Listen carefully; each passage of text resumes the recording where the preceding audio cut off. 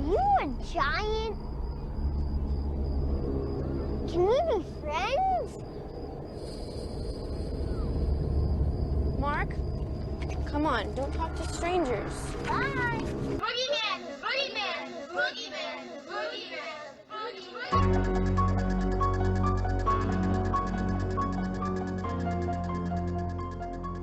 Hey everybody, it's Cyborg, and thanks everybody for joining us. I have Temp with me, as always, as we review Halloween 2, Rob Zombie's Halloween. So this is the sequel to the reboot, and yeah, we are on the last step of this journey before the new film. So if you are listening to this, it's about time to watch the new film.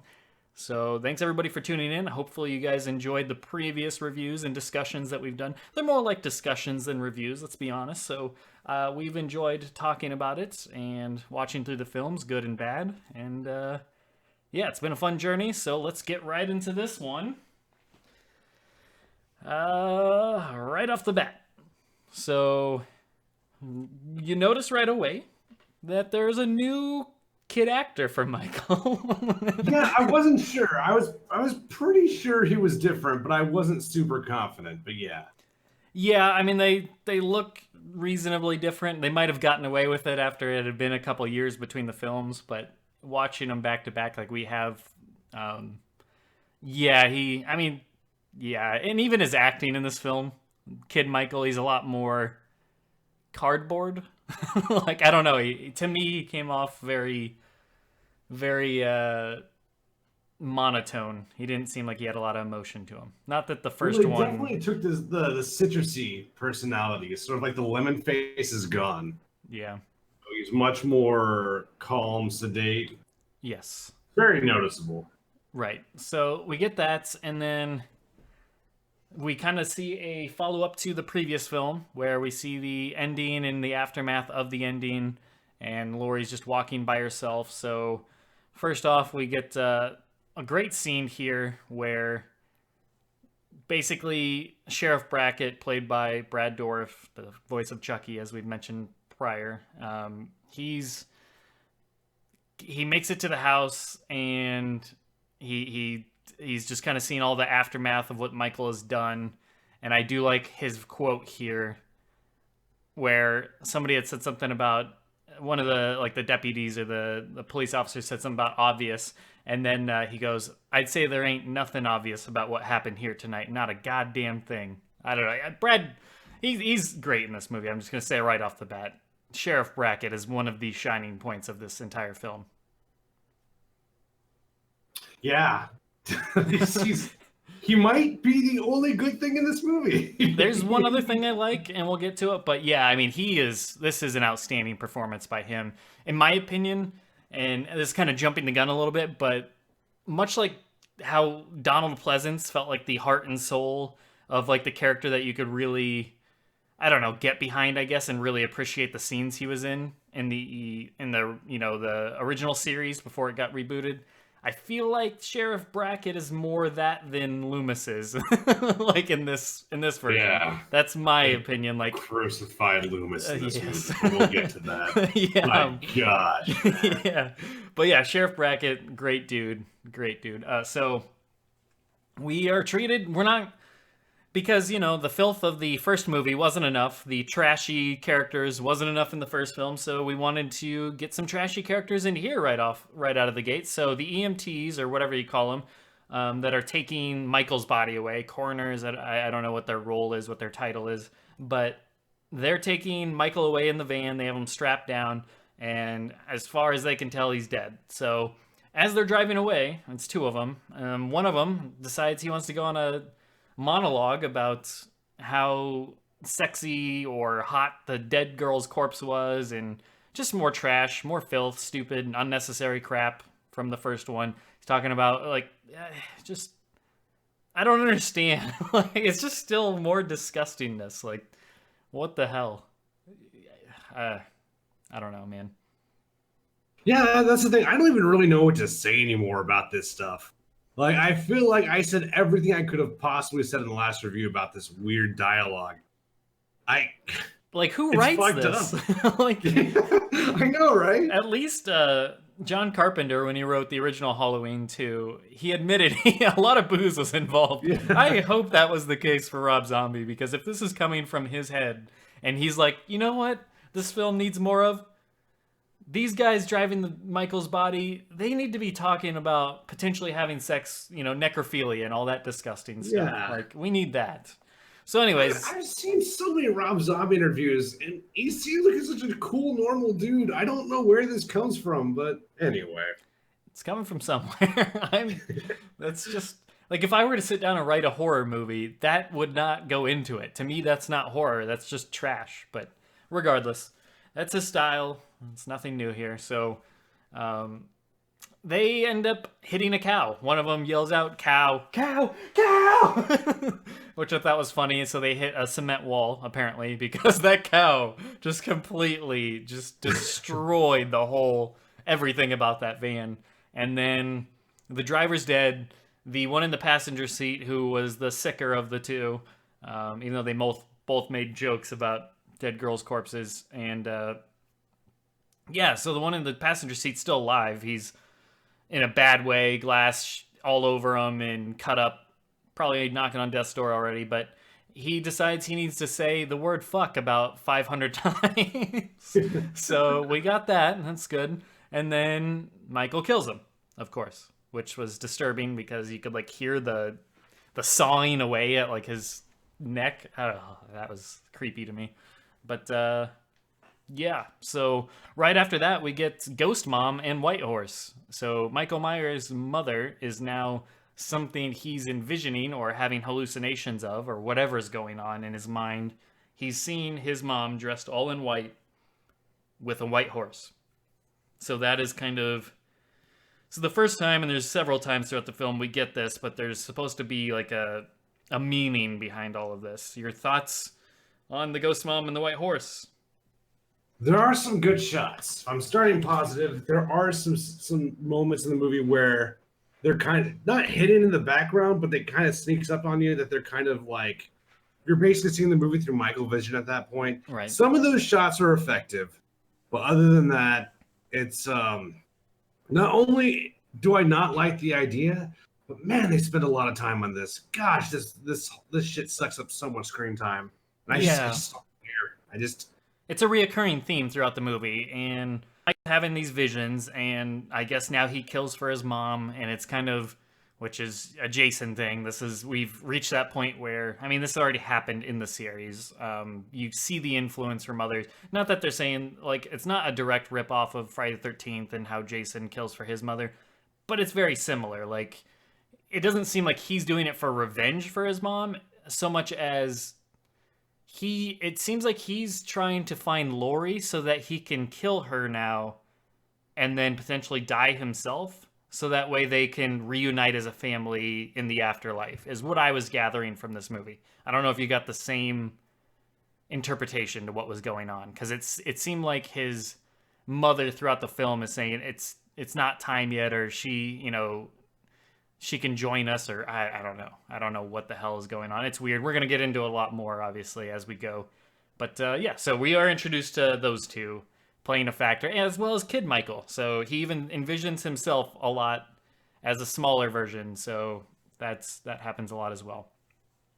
So right from there, we cut to Lori. She is in the hospital. She's getting operated on. And I thought that was gruesome, seeing all the things they had to stitch up on her and remove her fingernails, and that stuff was hard to watch. But that's just your typical special effects, which I thought looked cool and was well done, as gross as it was.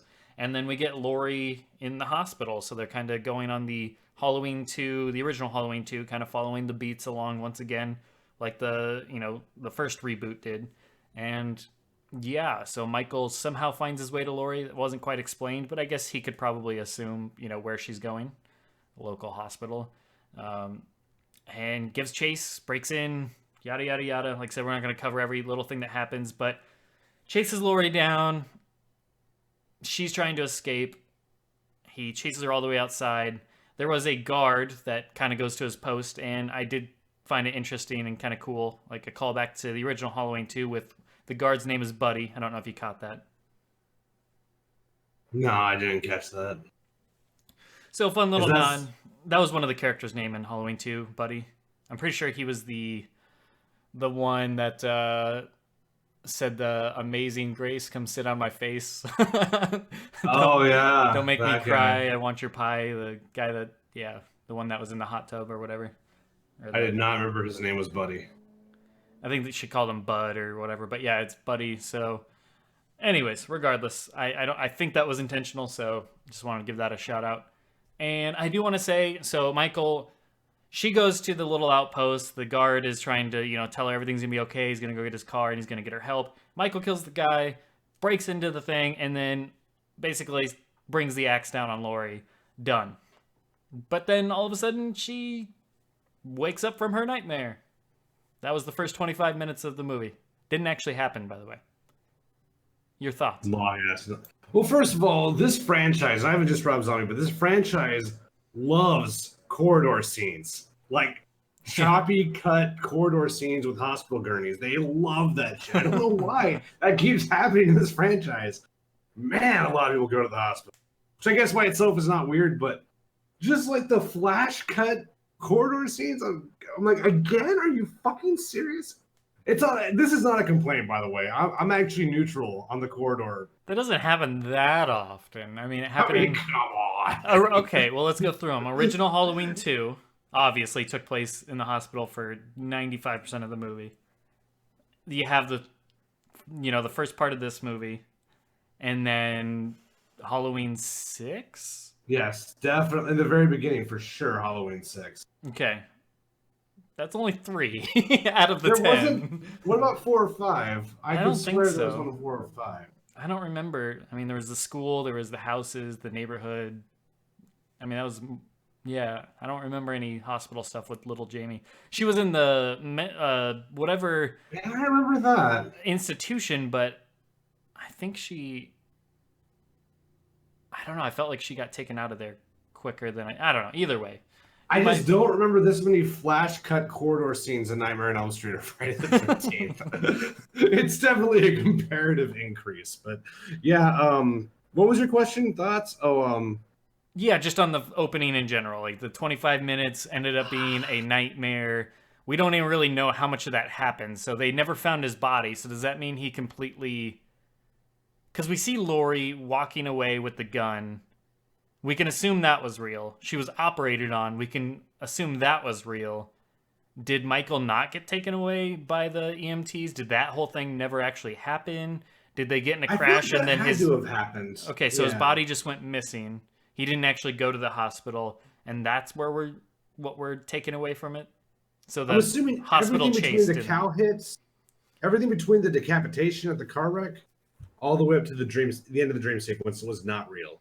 Okay. So that's what I'm thinking, but I mean, it's not like it's relevant ever again anyway. I was watching this movie thinking this was going to be the hardest one to talk about, and I feel like I feel like I'm going to be right about that. It's really hard to say anything one way or another about these scenes. It's just a lot of stuff. A lot of when Brad Dourif is not on screen, it's just things happening. So, yeah, but that's all I got. I do have to say, you don't seem very into the hospital stuff. I actually really enjoyed, not necessarily the hospital part. I did like just the shots out in the rain and everything. I thought that was effective.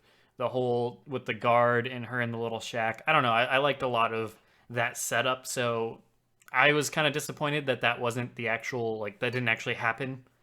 To me, I thought that was really effective. Not that I want them to repeat Halloween 2 and then we spend the whole time in the hospital or anything like that. But I thought there was some good stuff there. So I was a little disappointed that wasn't actually a thing. And I think what hurt it, yeah. I was just going to say, where we go from there, I feel like gets way worse than that. So it's kind of like, to me, that was a high point of the movie, was that initial hospital chase into the outside, into the rain and everything. Honestly, if he killed Lori right there, it would have been an interesting take right there. Just like, where do we go from here? But that's not what happened. That would have been interesting. I think if that had happened, I probably would have a much more positive view on it. Not that I'm like anti Lori or anything. I think the Lori in this version of the movie is fine. It's just that I think we'll probably get to that later. God. Yeah, I was just like, we're not even 15 minutes in the movie yet. She's gonna be fine. Someone who doesn't matter is gonna die, and eventually they're gonna be at Brad Dourif's house. So I was mostly just like playing my Game Boy, just waiting for this shit to end. All right. Figuratively, I don't know Sure. the Game Boy anymore. Yeah, I didn't think you did. Batteries.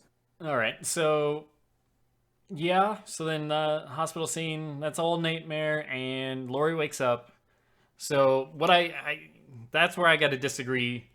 Lori is easily one of the worst parts about this movie, and I can't stand what they did to her character. This is not like when I know this isn't Jamie Lee Curtis Lori. This is a completely different Lori, but it's still the same character. And in this movie, she's trashy.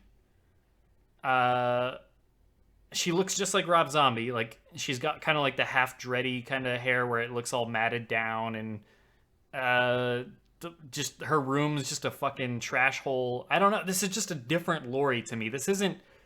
I don't look at this as Laurie Strode. Even in the last movie, I didn't see this as Laurie Strode. This does not seem like a girl that has 666 written all over her walls and all sorts of junk all over the place, and is like seems like a super big death metal fan. Not that there's anything wrong with that. It's just like this to me is a completely different character. Even from the last film, she seems so different. And man, is she annoying in this damn movie. And I have plenty of moments to point out, but I did not like her in this movie for several reasons, and I will get to them as we go along. But I only mention this right now because this is where we were introduced to her in her current state. I mean, yeah, I just it's hard again, it's hard to talk about without going into the conclusion of the movie, without going into final review notes. It's hard to All right. We'll come back really to take it. too much. But yeah, we'll revisit this for sure. So the next thing I have here is Annie and Sheriff Brackett are great. Those are the highlights of my movie. I know you said Brad Dourif's the only thing that you really looked forward to, and when he's not on the screen, you're not really that interested. I thought Annie was right there with Sheriff Brackett. I really like Annie. Danielle Harris in this film I thought was fantastic. She got a lot more screen time this time. And I thought all of her scenes with Lori and her dad and everything, she was the likable character in this movie. She could have been the main girl or whatever, and I would have much rather enjoyed that. Whereas Lori was not somebody I wanted like to follow. She just was grating. But anyway, so jumping ahead here, so it's funny when Dr. Loomis, he's going into like a conference or whatever, and he sees a picture of himself, and he says, "No, it's the wrong photograph. This is old Loomis. This is old Loomis. This is new." This reminded me. I remember seeing a review of this movie. I can't remember who it was, but I don't know if it was Cinema Snob or Decker Shadow, another YouTuber. I remember watching like a review of this at one point, and when he says, "No, it's the wrong photograph. This is old Loomis," it cuts to that photo, but it's been photoshopped to be Donald Pleasance. That's hilarious. No. First of all, I do like this scene, by the way. I forgot about this, but yes, this is one of my. I did really. I laughed very hard at this scene. This was good. Everything else is shit, but this was good. Picture of Donald Pleasance as Dr. No, that's old Loomis. This is new Loomis. That's good stuff. But yeah, no, Loomis is a dick, and he's just a dick to his assistant. He's whiny about his coffee and getting very specifically made a specific way. I don't know. It's just not. Once again, it's like Lori and him both are made to be very unlikable versions of their classic selves, which I guess is a take. You know, it doesn't have to be the same. It is his this is Rob Zombie's vision, by the way. This is the first one was the remake, so to speak, or the reboot, but he tried to stick as in line with the original as possible, at least for the second half of the movie. This is his vision, absolutely 100% from start to finish. This entire film. This is more of his style of movie, and it shows. So that's clear as day. And I mean, he said that in interviews. He wasn't even interested in doing any sequel or any more with the franchise after the original one, but he came back for this one reluctantly. So I didn't know that. That's interesting. That explains a lot. Yeah, he changed his mind. He absolutely wanted nothing to do with it, and I can't remember. I think the reason is because they were gonna move on without him if he didn't, and they were gonna make a sequel. And he basically said, "No, if you're gonna have anybody do it, I'll do it." But he did not want to make this movie. So, That explains so much, man. And That he- explains so much. Yep, and he wanted to make it his, more. Whereas the first one was, like I said, trying to stay in line with the John Carpenter version. This was his version of what he saw the franchise, like how he wanted it. So it does explain a lot because there's a lot of Rob Zombie all over this, even more so than the original. But so we moving on. The next note I have here. So Loomis is a jerk, and then we are met up with Lori and her friends, and man, are her friends in this movie, not counting Annie because she makes like new work friends. Holy heck, are they all annoying as shit, and they're all trashy. Like they're talking about like the first thing one of her friends says, I forget what her name is. What up, dick lickers? Like it's just like it's just so. I don't know, dude. Like I would not hang out with women like these girls or whatever. Like I would not. It's just so. I mean, awful. I do. So I didn't mind him as much, but Dear I see where God. you're coming from. But no, honestly, they didn't bother me. The They first, didn't. the first 5 minutes with them, I'm like, I do not care about any of them. There's no charm to any of those characters. Well, that's a different question. Saying I didn't mind him and saying I cared about them are you're right. I agree on that. Like I knew they were fodder, which is a shame, but I was fairly neutral on them. I mean, like, I compared them to, like, in the original Halloween, to the random nurses that you see, except for at least those random nurses weren't annoying on top of being irrelevant and not memorable at all. The nurses in Halloween 2 were not memorable. I couldn't even remember their names at all. They were just fodder, as you said. But these characters were beyond just fodder. They were annoying. Oh my gosh, they were just, their behavior and the way they act is just so unlikable, in my opinion. But anyways, moving on here. So we get more Dick Loomis being a dick to his secretary or whatever she is, assistant. And then the next thing I have here is Hobo Michael. What do you think about Hobo Michael? Because I like the shot. Like when he's like it's daytime and he's in the green like a crop field or whatever where he was at, the barley field. Yeah, because that Loomis was a really nice shot. Because Loomis is pounding home that Michael Myers is fucking dead, like in the conference, and as he's saying that, obviously Michael, we are introduced to him for the first time in this film of his present self, because we jumped ahead 2 years since the last film, I believe. So, yep, we see Hobo Michael without the mask, ginormous beard, super long hair, the hoodie, just ragged clothes, all of it. So, yep.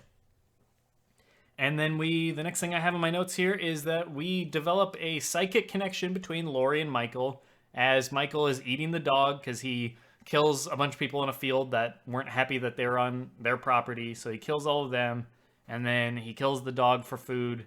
This is the only time where they've actually explained why he's killed the dog, by the way. Like, he doesn't just kill it just for funsies like in all the other films. Yeah. So this time he kills it for... Probably they wrote that in there just to explain how he's lived for all this time, like where he's getting his food. Clearly just killing any wildlife he comes across and just to be a jerk, but, So, yep, we get the psychic connection between him and Laurie because as he's eating the dog, and Laurie does not eat meat, as he's eating the dog, she feels sick and she goes and throws up. So she kind of has they're developing that connection between them, which is not unlike what we've seen in this franchise before with Jamie and Michael. There was some sort of psychic connection, so now they're doing that with Laurie in this film. It's so weird, though, because they're remaking the Jamie Lee Curtis era of Halloween, and they're incorporating the Danielle Harris elements into the Jamie Lee Curtis remake, so it's kind of weird to me. It's a little strange.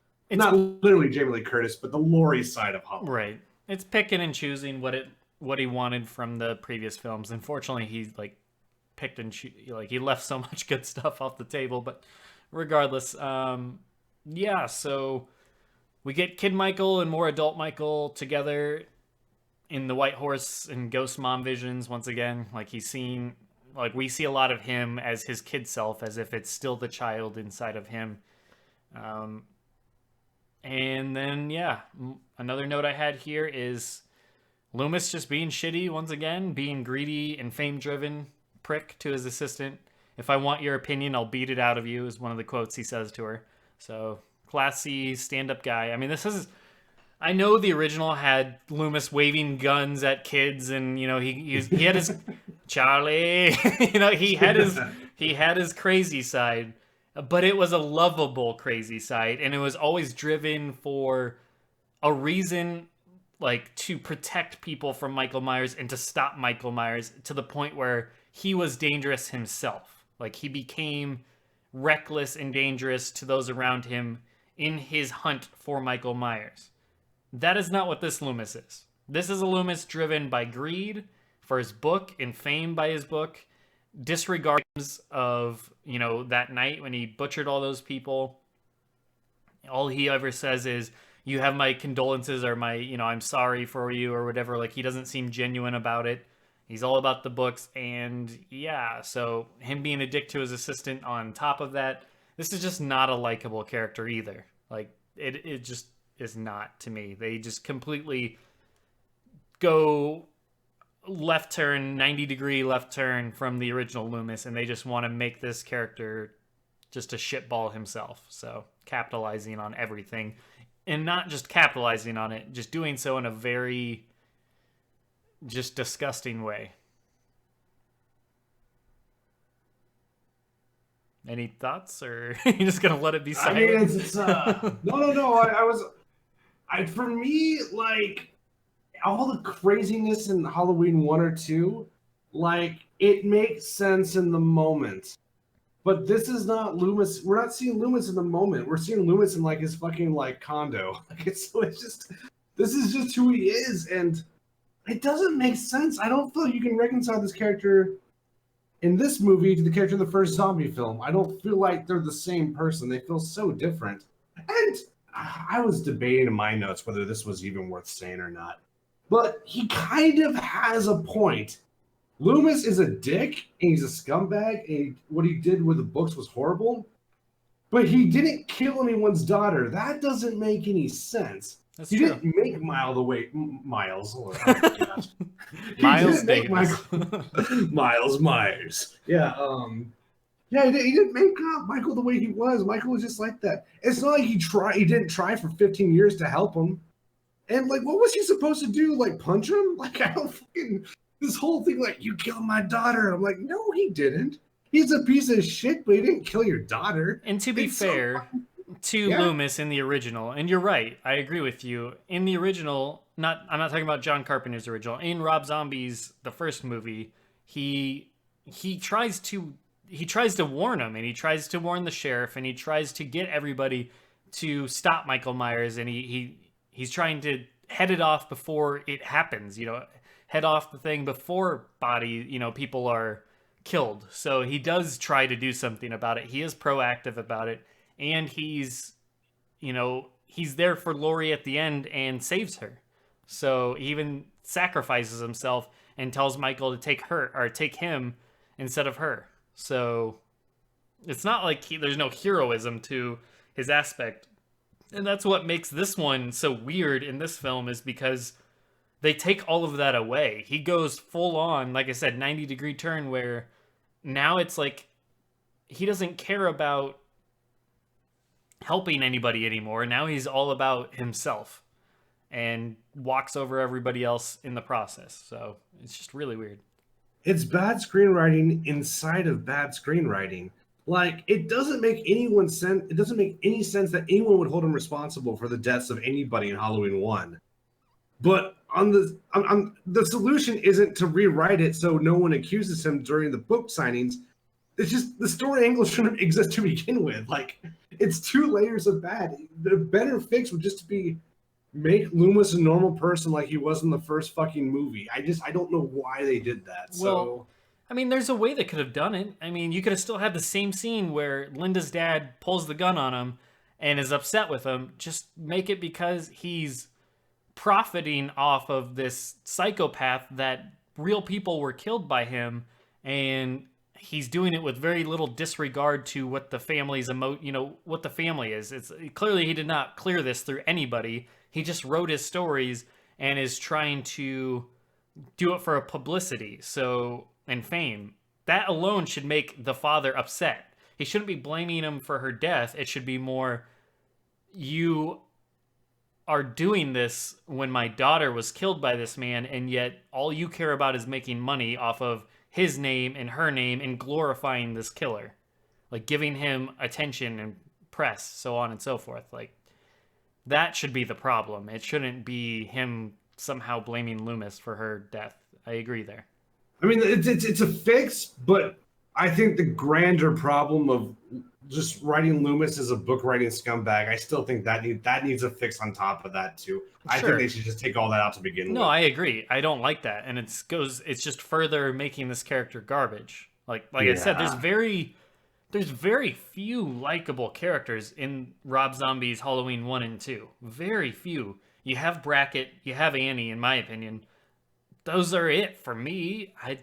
I'm struggling to think of other likable characters. I actually like Linda's boyfriend, but that's I don't know why. I thought the guy was fun. I didn't mind the actor.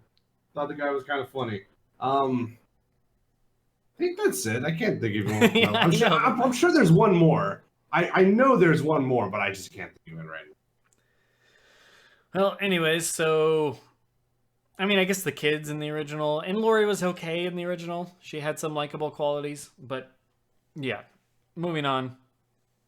Then we cut to Laurie having a seizure while dreaming of killing Annie with a bunch of satanic flashes going on, saying, "Die, you bitch," and basically she slits her throat after wrapping her up in duct tape, much like Michael did to his dad, or his stepdad. So obviously a callback to that. Same mask and everything, same shots.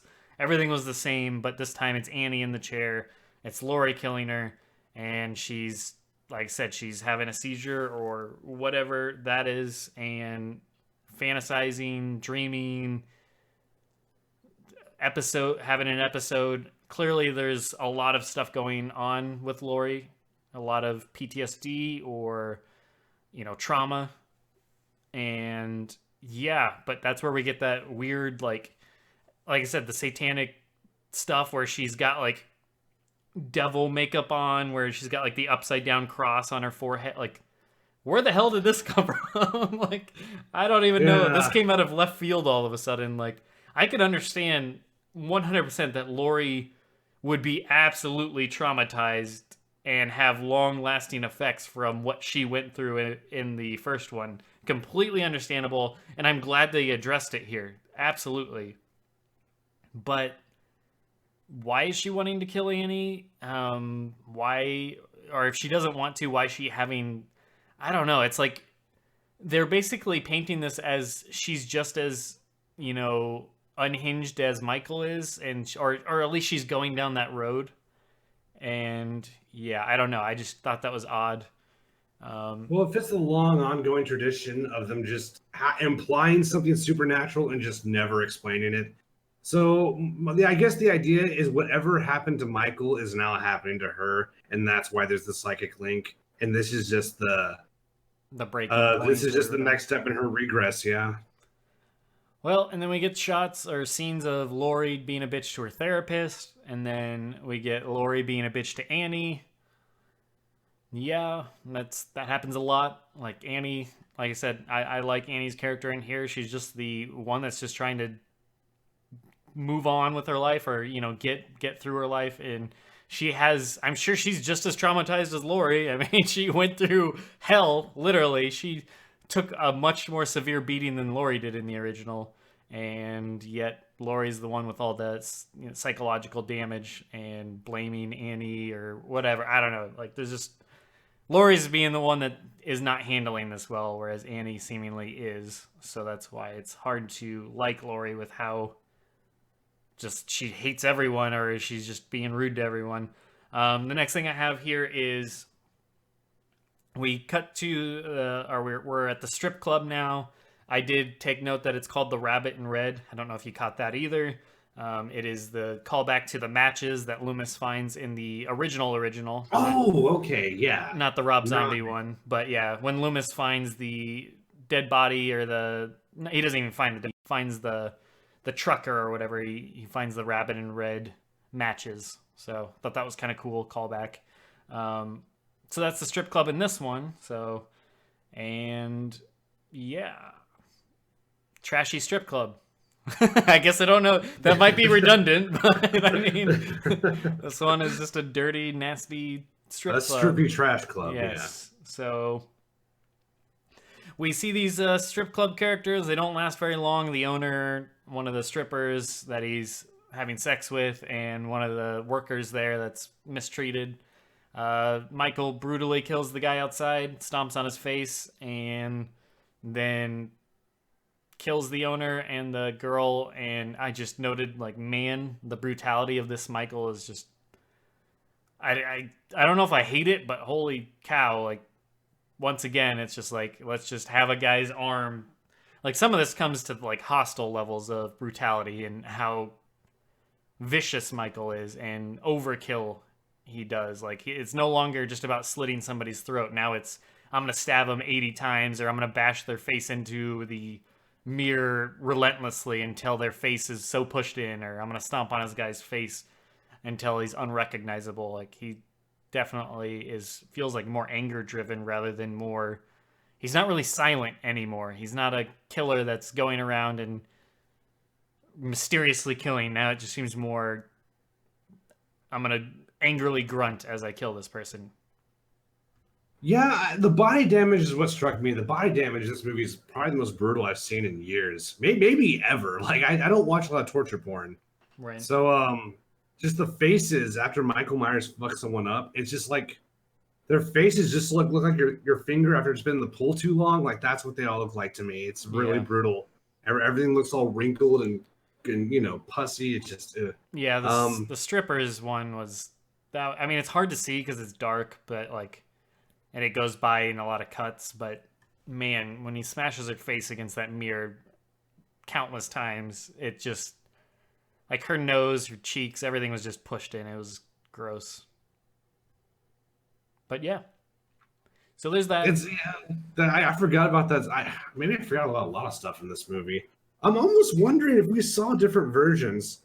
It's possible. The version I saw, like, Laurie was actually very personable. And it was Daniel Harris's character that kept talking shit to Brad Dourif. So I'm almost wondering if I saw, like, a different cut.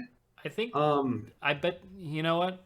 When we get to the ending, that'll definitely be the telltale, because there's two different endings to this movie, and it depends on what cut you watched. So at this point, if we have this differing of an opinion, which there's times where we disagree for sure, but I'm pretty positive in one of the cuts, Laurie is a lot more bitchy, whiny, shitting on everyone, cussing people out, just acting like a total bitch the entire movie. She does after the book reveal. Once the book reveal happens, she does turn into that character, but she never really interacts with Daniel Harris or Brad Dourif ever again after that. So, interesting. Yeah, we'll continue. Yeah, she shits on Annie this entire film. Like, the nicest she ever is to Annie is, what happens to Annie later in this film. That is literally the only time she is nice to Annie.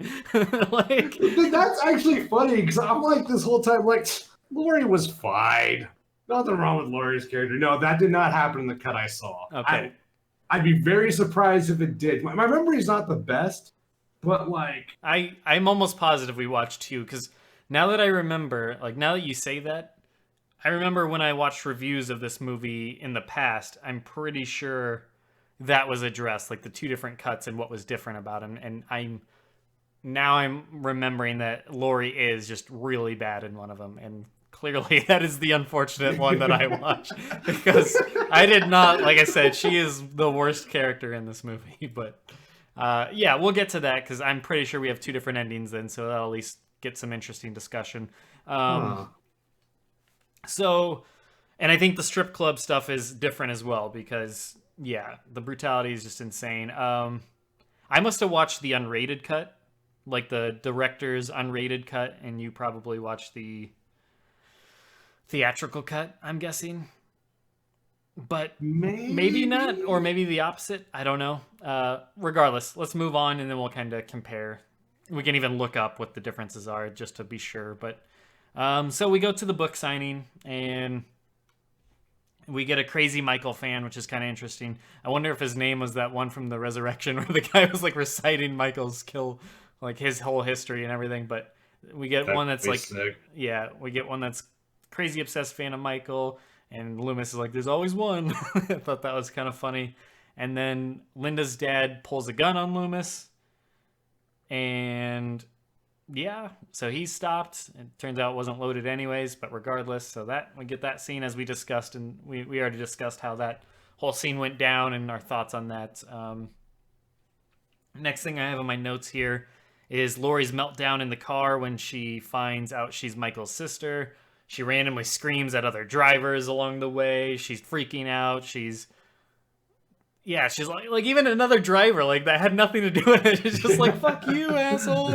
Like, I don't know, man. This is just so unlikable. No, this is okay. This was in my cut. That I remember. And the next weird thing I noted here, so this is flashing forward to the party that she goes to later in the night. So she goes to a Halloween party. And when one of her friends is having the what up Dick Lickers girl is having sex in the van or whatever, her boyfriend goes out, the Wolfman, Michael kills that guy, and then he comes in and kills that girl in the van. But I thought it was really odd that they chose to do a, like, all of a sudden a slow-mo. I don't know why. Like, when I think a character's death being done in slow-mo, it's done to evoke emotion. Like, you're supposed to feel really bad because it's just, like, really traumatic, and they're really trying to make it sink in what's going on. It's, like, an editing choice to do that. That's just my impression of how that's supposed to come across, and it's like, I could not care about this character any less. And yet, they gave her a slow-mo, like, this is some insane moment. We've already seen so many people die at this point, and Laurie's friend wasn't even built up as, like, a likable character. I don't know. It's just weird. Just weird. Well, I'm wondering choice. that too. As if my Laurie is different, I'm wondering if my Laurie's friends were different in my version too. So everything's now coming to question. All they did the whole movie was talk about like sex and use just a bunch of sex slang and just constantly talk about fucking and stuff. So and drinking, and like I said, it was just all about, I don't know. Like, I think there's some difference then. I think there's a little bit different because there was other stuff. So. And there wasn't that much sex stuff, so we'll see. We'll contrast here. And then the next thing I have here is, so Annie is left home alone, and there's a cop, protecting her outside. He's just kind of stationed there, and we get a cool scene where he goes to smoke or whatever, and he's near a tree, but everything's like dark.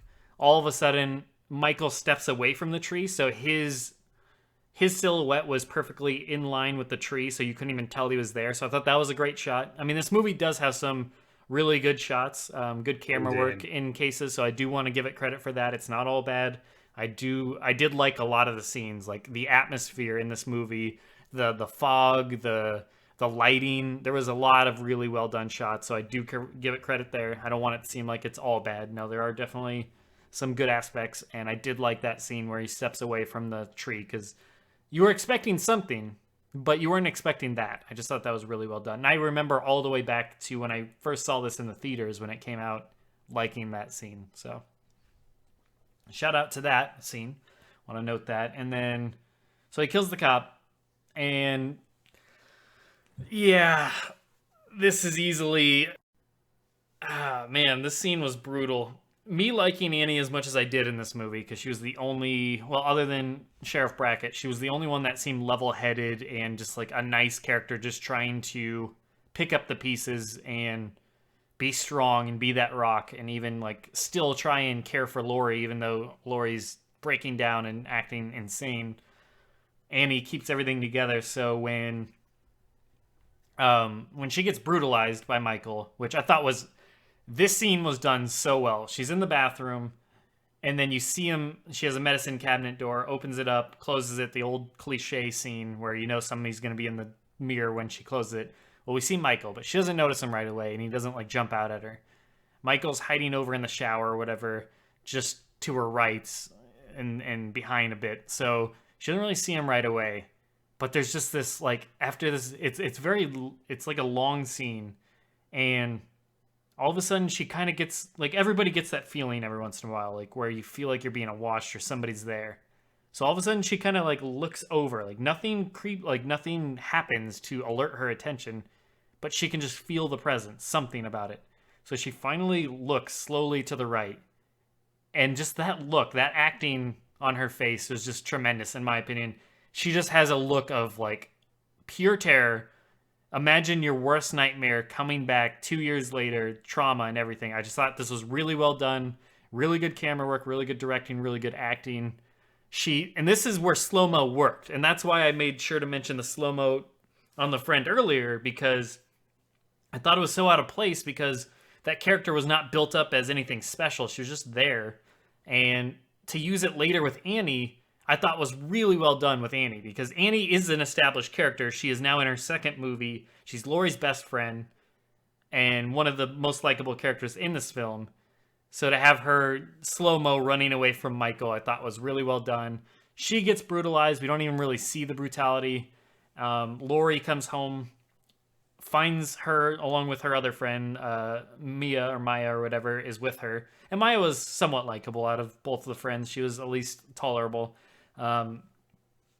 So they go upstairs. She finds everything's been destroyed, so she's suspicious now and wondering what the hell just happened. She finds Annie's body. Annie's laying there, and just blood is everywhere. Like I said, when I say she was brutalized, like this was Friday the 13th Part 6, where Jason just like destroyed that cabin with blood for whatever reason, like really took it to task on that camp counselor. Well, this is here. Like blood is splattered all over all over those walls. Annie's laying there. She isn't dead yet. She's crying. Laurie's trying to help her. And this is where I thought Laurie was likable. Like, she's there for Annie. She's, freaking out trying to help her. And it's just a sad scene. Like, I'm not afraid to admit I teared up a little bit because of the way it was shot was effective. And that's what I put in my notes is this was legitimately the most effective and probably one of the only effective parts of this entire movie, in my opinion, because it was actually really well done. It was a character that was established as meaning something, and it was just sad that it was just really well done. So, thoughts on that whole thing? One of my favorite shots in the movie is right after Michael breaks through the door, realizes that Laurie went through the other side, and then he kind of backtracks and walks back to the stairs, and then you see that sort of like black light view of Sherry Moon and young Michael. That was really tight. That's one of my favorite visuals in the movie. As for Danielle Harris, I mean, God, I wish I had known which cut you saw, because Danielle Harris was fairly unlikable in the version I saw. She's basically just talking shit about her father most of the movie, and she doesn't really have anything to do. So I thought the scene was effective, but I was surprised. I'm like, is that it? Did we bring Annie back into this movie just so she could have a sour face the whole film? Like, I don't know. That's so interesting. Yeah, it's crazy. And the one I watched, yeah, she's like, at least nothing jumped out at me as she was being rude to her father. Like, they were completely cool, and there's a lot of great scenes between them. So I think her exact line is, "Do fathers only exist to embarrass their offspring?" I think that was an exact line from Danielle Harris. I did get that in this, and I'm trying to remember what led to that. What did he do to prompt her to say that? I think it was the vegetarian debate. Yeah, I mean, that was in my opinion, that was such a minor line. But yeah, no, she wasn't boo-boo face the whole time. There was other stuff. I mean, she's not like grating, but I didn't... Like, even when you said Laurie was being a bitch to her therapist, I thought they were having a very nice conversation. She was just telling what happened and talked about her dream. And she's like, "This session, can we please not talk about Michael?" And the therapist just looks at her all concerned, and then the scene ends. So I don't know what you saw. It's very curious. I don't remember what exactly she does. I just remember her like basically bitching her therapist out, like just like completely tearing her apart. But I don't remember exactly. It's so interesting to me, but it makes it kind of pulls the rug underneath my confidence, and I'm like, what's real? Yeah, So I know. It's like, which one is canon? I don't know. Is Lori a bitch or is Annie the bitch? We don't Am I a know. bitch? Doesn't make sense. I don't know. So but I did like it was a very well shot scene. The gore was very well done. Michael did enough. Just basically her whole body's cut up from Yeah. head to toe. And I was thinking, like, is she going to survive round 2? And then she dies slowly, and then, Lori has the breakdown. My only problem with this is I would have liked to have one more scene with her and the family, Daniel Harris and Brad Dourif, Right. just to kind of have some closure on. Because the last thing she technically tells Daniel Harris and Brad Dourif is, you tell your dad that Angel says fuck you. Right. And they never really interact ever again in the movie. And that's really disappointing.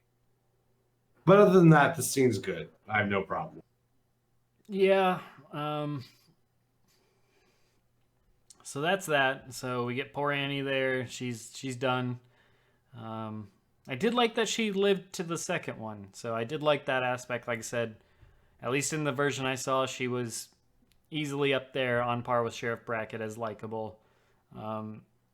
So now my next thing I have here is Lori's being annoying again. I don't even remember what that was in reference to at this point. Every time she got really grating on me, I put a note in there. Usually I explain why, but this time I don't remember what it was because this is after Annie's death, so I don't know. But we get stupid. It's stupid having Lori see the ghost too, is what I like. This is where we get to the point where we're flashing forward a bit here, but this is towards the end. So they're held up in the shack because Michael captures Lori. He like flips out. He pushes over a car, grabs Lori, and takes her to a shack. Brackett gets. Well, I guess we're skipping over a very key scene as well, where Brackett comes across Annie. I thought that scene was really good too, and I thought Brad Dourif's acting there was really fantastic. Like, where they're like, hold on, Sheriff, you don't want to see this. And he's just like, he rages. He's just like, where is she? Like, he like, just, yeah. I thought that was really done well. And when he sees her, like, all of that was just really sad. Really done well. And like I said, for me, those were the two most likable characters. So seeing that interaction between them, definitely I thought was really well done. And much better than the Halloween 2 where Brackett sees his daughter in the original Halloween and Halloween 2. So I thought there's a lot more emotion here, much more importance on the character because she'd been in a lot more. So flashing forward to the ending here because this is where my notes go. So Lori's in the shack and she's envisioning the ghost too. So she's envisioning her mom, or I guess Michael Myers' mom, whatever, and her biological mother. And she's also envisioning little Michael, and little Michael's holding her down while Big Michael's just standing there watching. So all of this is going on. It's essentially Lori having another one of her episodes or seizures, and she's spasming. All the cops arrive. They have the whole shack surrounded. Helicopter, everything's going on. Loomis sees this on the TV, somehow gets his ass down there like immediately. I was like, holy jeez, like we're led to believe this is pretty out in the middle of nowhere, and he's in like some hotel somewhere. So you hear a helicopter, yeah. Maybe that was his helicopter. Maybe, I don't know. He turned into the Flash because not much happened, it seemed like, unless there was just a standoff there for a long time and it just kind of skips over it. But regardless, minor nitpick or just lapse in logic.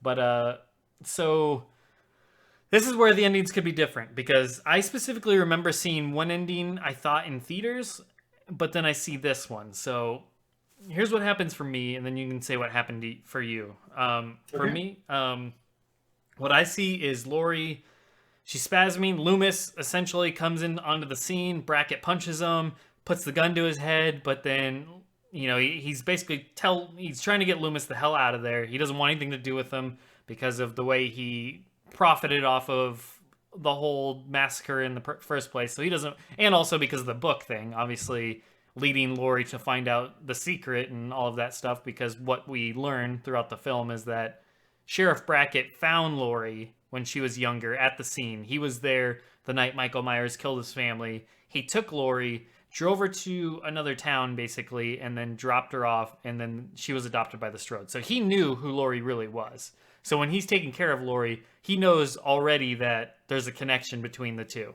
And he never told Lori, and seemingly never told Annie either. So, because even Annie doesn't seem to know what's going on, whereas Lori thinks she does when she finds out. She thinks that little Annie, is going to be in on this too, but she seemingly wasn't from what they implied. So, regardless, catching back up, we get Loomis eventually evades the cops, basically. He does a juke, and he's just like, he somehow makes it down to the shack with all of those police officers. He escapes their custody or whatever and gets down to the shack, and he wants to take care of it himself because Loomis finally had a change of heart, basically. He even says at some point, he realizes how dumb he's been, and now he wants to set things right. He knows he owes it to them to try and talk Michael down or get him to step away or whatever his plan is. So he goes into the shack to talk to Michael. He's trying to talk her down, and he's also telling Lori, nobody else is here. Nobody's holding you down. He's trying to help her snap out of it. And then the next thing we see is I see Michael and Loomis somehow spill through the shack wall outside of the shack. Like, they bust through the wall and they're scuffling. And then Michael gets up with Loomis on the ground, and Michael then gets just shot up by the police. So he gets shot like 50 times or whatever. So they're just unloading on Michael. Takes about 50 bullets till he finally falls down. And that's that. And then all of a sudden we see Lori get up, walk out of the shack. She goes, grabs the knife out of Michael's hand, goes over towards Loomis, stands over top of him, as if she's going to stab him to try and kill him, like to get revenge on his part in all of this, I guess, and publishing the book and everything. And before she can stab him, she doesn't really go for it, but you can tell she's contemplating it. And before she makes a motion to do it, she gets shot by a couple of the officers, like 2 or 3, and she's dead. She's on the ground now. And the whole time when she gets shot, Brackett's, hold your fire, hold your fire. He's trying to call them all off because he didn't ask them to shoot her. So now she's down. She's laying next to Loomis and Michael. Movie ends on Lori in what's seemingly her mind, because I don't think that's real because she's dead, but we see her in her own mind. Everything's white. She's her mother's figure, or Michael Myers' mother's figure, and the white horse walking towards her. We get a close-up on her face, and then she eventually smiles. And that's it. And that's when they first play the Halloween theme, by the way, which I thought was like, I remember in the theaters when that happened. I'm like, you motherfucker. Like, you couldn't have at least spliced that in at some point throughout the film. I think this is the first Halloween film, other than maybe the third one, where we didn't get that classic theme. So, in the actual film. But, yeah, what did you get? Did you see the same thing? My ending was, I'd say, about 70% different. Yeah, I figured. So that answers the riddle of, yeah. Okay, and I also got one more part of that. So, before Michael, I forgot this part, because Loomis, I said he tackles Loomis out of the wall. The reason why Loomis is laying on the ground, because I guess they do get up. Michael grabs Loomis, and this is already when they're out. He yells, die. He actually talks. So Michael finally says something. Out of all of the films, he finally says a word, other than when he was a kid. So his first word in forever was die. He literally yells die as he stabs Loomis, and that's when the police shoot him. So there's that too, I guess. Go ahead and explain your ending. It's the same all the way up to the point where fucking. We got Miles, we got Lewis, Miles and Lewis. Dr. Lewis goes up to the shack. And he's only like 2 feet away from the door, but he throws his hands up there and says, "Don't shoot. I need to do this." He goes in, and all the stuff is the same, everything you said. Right. Then after it's funny, he doesn't really do anything. He just goes in, and he's just like, "Laurie, get up!" And she doesn't because young Michael's holding her down psychically, and he doesn't know that, so he just keeps screaming at her. And then Michael goes up to him, knocks him to the ground, and while they're still in the shack, that's probably the biggest difference so far. Right. He just starts slashing up Loomis. Loomis just starts taking the knife to him. Loomis is still alive, looks up at Michael all bloody, and then I think he starts slashing at Loomis again. But eventually, one of the snipers takes a shot through the window, hits Michael. Michael falls backwards and lands on the steel spikes. I guess they have steel spikes in the shack, but he lands on him. He's on his back, sitting on the floor, and then Sherry Moon disappears. Young Michael disappears. Then Laurie goes up to Michael. I'll try to make this quick. Laurie goes up to Michael. She says, "I love you, Michael," as she's crying. Then starts stabbing him. Then takes the mask, and then walks out of the shack wearing the mask. And actually, it looks really cool. The mask is way too big for her, but it looks like inhuman. It's actually a really good visual with a too large mask over her body. And then after that, we get the same scene of Sherry Moon bringing the horse, which I guess is a Carl Jungian symbol for rage and release or whatever. So yeah, definitely different. Does she die in your version with when she puts the mask on? Because that's the version. Very much in the hospital. So the version you saw sounds like the theatrical version because that's what I remember seeing in theaters. So I pulled up a site here that goes over the comparisons here, and just to run through these because they have a. I'm not going to go through every scene, obviously, but just the summary of the differences. So for the DVD release, Rob Zombie created a director's cut of the first movie, yada, yada, yada. So the way we cut it for the theatrical, Laurie Strode's character is the main difference in the two. In the theatrical, she's holding it together, getting her life together, and starts spiraling downward. In the other version, she's an incredible mess and gets worse. She never has any good moments. She's just messed up. She's lashing out at everyone. She's horrible. Messed up on drugs. She just completely spun out through the whole movie. It makes for a real challenging movie to watch. Yeah. And I feel like I don't know if fans would have embraced so much darkness. Well, you're right about that. And then, and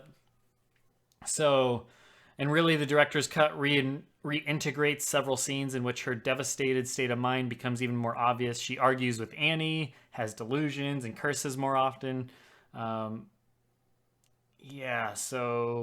Another important fact is that both versions contain almost completely different endings, which we just went over. And the director's cut contains some minor changes. It has to be noted that the director's cut does not offer any additional sex scenes or scenes that contain more violence. Then they list all the different scenes, which there's way too many to go over, like the tiny little differences. But yeah, so I guess that does explain. That explains a lot. Yeah, we felt very differently between Laurie, but yeah. Yeah, I thought Laurie was fine. Yeah, we got a comment here. The first comment says the theatrical version is a masterpiece. Michael is a figment of her imagination and represents her. Yeah, go on. Well, I mean, I think it's implied that in the theatrical cut, I think it's implied that Michael is a figment of her imagination. That's what this guy's saying, but that's not the first time I've heard that. I don't know if this is true. Then? No, I know that. I think I don't know if this was the case. I don't think they actually did this, but I'm pretty sure that Rob Zombie wanted to make Laurie the actual killer. You thought it was Michael the whole time, but it was really Laurie. So she killed Annie. Like, you know what I mean? Like, I think that's one thing that he wanted. I don't know if he actually did. That wasn't my interpretation of the film, but I think that's not even close. I think that's why at the end though she's in the mental institution. Like and then she smiles, and that's also why she puts his mask on at the end in your version, the theatrical version.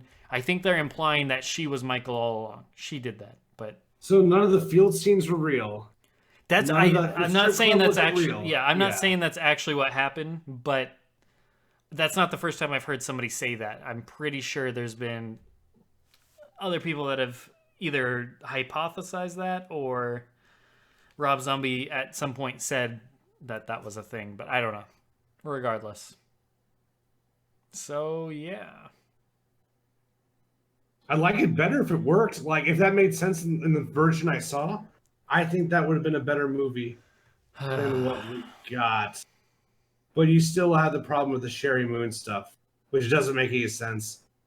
How did she even know what Sherry Moon looks like? It doesn't. Yeah. It's the psychic link, man. I don't know. Thoughts? Well, I mean, I don't. I hate to say it, but I've said pretty much everything I was going to say in the conclusion during the summary. I don't know if I have new shit to say other than that I didn't like the movie, and Brad Dourif is great, and Loomis was horribly written for no reason. For me, just my overall thoughts here. Honestly, this was an easier watch than the first one. I don't know why. I cannot explain it because I do not like this film. But this was honestly easier. And I think a lot of it's attributed to not having the hour long of him as a kid and all the stuff that I absolutely did not like in the first one. So I think it mainly falls on that. It didn't have the hour long of just like, oh my gosh, enough with Michael as a kid. I don't like this backstory. I don't like this origin for him. I don't like all explaining his trashy family, all of that. It had so much less of that. Didn't have the rape and the disgustingness. It had the weird EMT dudes, but that happened so quickly and was out of the way. And there was other trashy characters in it, but it was just so... It's just less. You know, I feel like it was lessened here.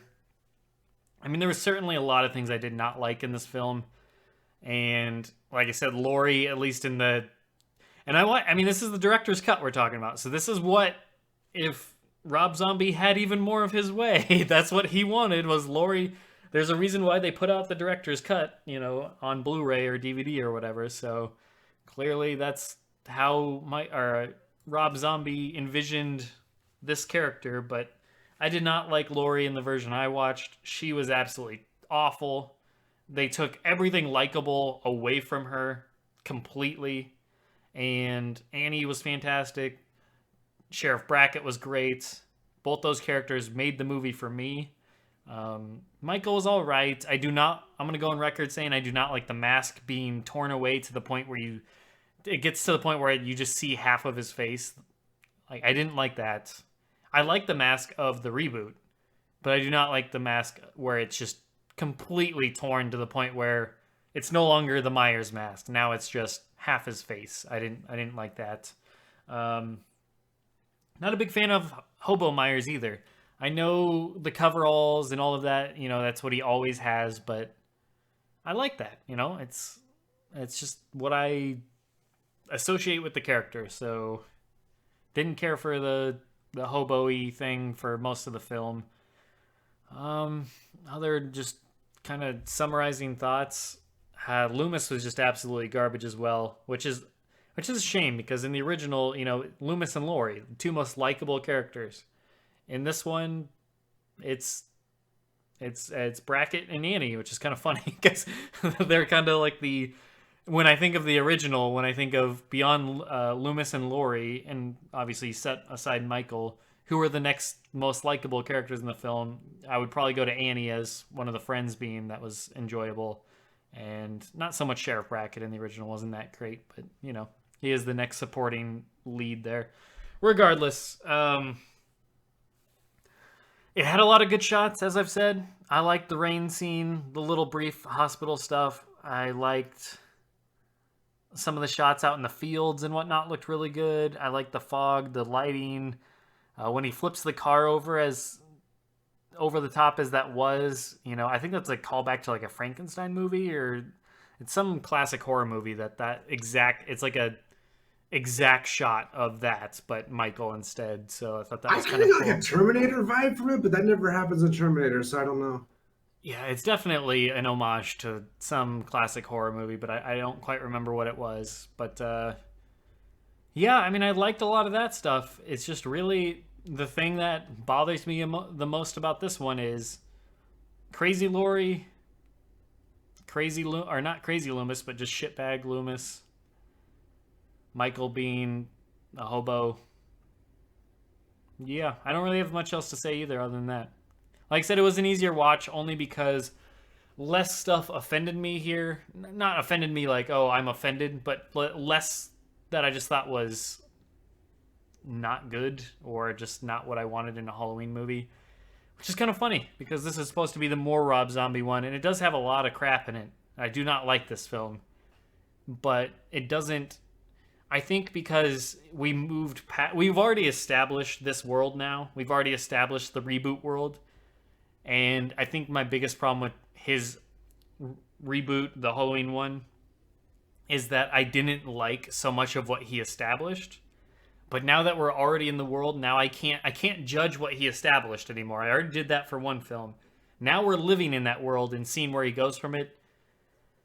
It wasn't good, but it wasn't so bad because even in the last one, like I said, Loomis wasn't my favorite character in the last one. So, I don't really have anything else to say. Honestly, I'm kind of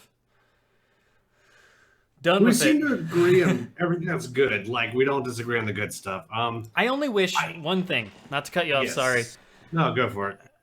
I wish I could have seen Laurie in a better light, and I wish you could have seen Annie in a better light. That is, if you merged those two things together into one, like, superior cut of the film where they're both good to each other, like they're both more positive characters or just better, stronger characters and not just trashy or just tearing people down or whatever, I think that could make for a stronger film. And I think that's sort of what bothers me with the film is that it sabotages a lot of characters. And yeah, I guess that's just my only wish is that I could have seen better Laurie because it sucks so much that they turned her into what she did or what she was in this version. And I thought Annie was really strong in this. And I wish you had seen that. Definitely not worth going and watching it again, though. Well, I'm super glad we addressed that because there could have been an alternate universe where we did this review and we didn't address there were two versions. So, like, I could have ended the review with, man, I thought Laurie was fine. I think you're high as fuck. I don't know what you're talking about. And that would have been my piece. And all the listeners would be like, what is Temp talking about? What is wrong with this guy? So I'm glad that we clarified that for ourselves early on. Yeah. Here's one thing I strongly agree with you in. I don't like the mask at all. The broken mask is almost not even a mask. Like I don't even recognize it. It doesn't even look like Michael Myers. I would have fixed that. Right. But I do like Hobo Myers. I just think it needed a better mask. The idea of Michael Myers, like who's been kind of out in the shadows with a trench coat, that's kind of cool to me. With like a hood, I like that visual. It's a damn shame it wasn't in this fucking movie, but I like that visual though. I think that would have been cool. I could get that. I could see that. The mask was torn to shit. I mean, I like that stuff. I like the idea of like horror icons like doing shit casually on their off time. Like I'm into that. So I think that would have been cool. There is some good visuals in this movie that would have been better in other movies. There's a nightmare sequence where Laurie is at like the dinner with Michael Myers is like surrounded by his family and like these monsters. They have like disfigured, enlarged heads. That's like the most Rob Zombie scene in this entire film, by the way. Like that just reminded me of like House of a Thousand Corpses or Devil's Rejects. Like it's just he has a very specific style. Even some of his newer movies, which I haven't watched, but I've seen trailers for him and whatnot, and it's like he has that very specific grungy Halloween, very like intricate monsters and taking classic Halloween imagery but twisting it and making it more dark and satanic and stuff. That's very much in line with his style. And normally I don't like it. I'm not a real big fan of his aesthetic. One of my favorite movies, believe it or not, is Mike Judge's Beavis and Butthead Do America. Right. He does the dream sequence, ironically, the dream sequence for Beavis and Butthead when they're all fucked up on the Right. peyote, and I'm not a big fan of that. But here, I think it works because it does look like a nightmare. It does look like something you'd see in a dream. What I got from it more than anything was like it was very David Lynch, very Eraserhead. That's why I liked it. It's just, again, it's a shame it was in this movie. I think this would have been really cool somewhere else, you know? I like that dark, dreamlike stuff, that sort of Hellbound, Hellraiser 2 shit. I think if you do it right, that can be very powerful stuff. Yeah, this, I think, really, I don't mean to over-exaggerate Danielle Harris being kind of bratty. She was just kind of mean to Brad Dourif, and I took that personally. She really wasn't that bad in this movie. I think her problem is the problem every character had in this movie who wasn't Laurie. Even Laurie to an extent. I feel like no one had anything to do in this film. This film was just waiting, and people were just kind of casually walking around their shit until Michael Myers shows up, which is a lot of the movie. Annie basically did nothing and then died. At least in your cut, Annie got to have some real heart-to-heart moments with even if they were bad. She had real conversations with Laurie. That didn't happen in this version. That was not a thing in the theatrical cut. So nothing happens in this movie. When it does, it either doesn't make sense or it's not something you want. It's not anything you ever asked for. I didn't ask for fucking Michael's mother to bring a fucking white horse into a mental hospital. That wasn't on my request list by any means. And Rob Zombie could say, well, it's not about what you fucking want. This is my vision. And I think the guy has a good movie in him. I think this guy's a talent to make a really good movie. But this wasn't it. I don't think this is his shit. I think his story has yet to be told, unless he's made it and I haven't seen it yet. Listeners, if you have a recommendation, we'll consider it for sure. But it's a lot of nothing. It really is kind of like the inversion of the first movie, which was there was a ton of substance, but it was so offensive and mean-spirited and ugly and just unpleasant. Here, you're right, it's an easier movie to watch, but that's because nothing fucking happens. So, yeah, I was trying to figure out, I was like, is this a real psychic link? Or is she just crazy? And this is on her head, not Michael's. When we thought Michael was imagining all this shit, it was actually her having a dream. And like, okay, so it's not supernatural, but does it even matter? Does it matter? I mean, it's not like the other movies where I actually was engaged in the mystery. Rob Zombie's never gonna fucking tell us if it was supernatural or not. Right. So I don't know, dude. I just don't know. I didn't like it. Yeah, I think we're at that time where we go ahead and give our ratings. I think you went first last time, so I'll go first this time. I've been debating this for most of the day since I watched the film, and like I said, this was an easier watch than the first one. I still did not like this film, but for at least my version, I'm going to give a D-. That's it.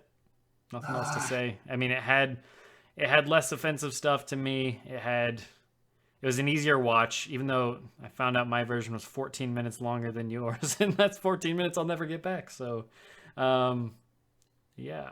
But it's just, I thought it had a little bit better highs and not such low lows, so I have to go at least literally just one step higher than my previous rating for the first one.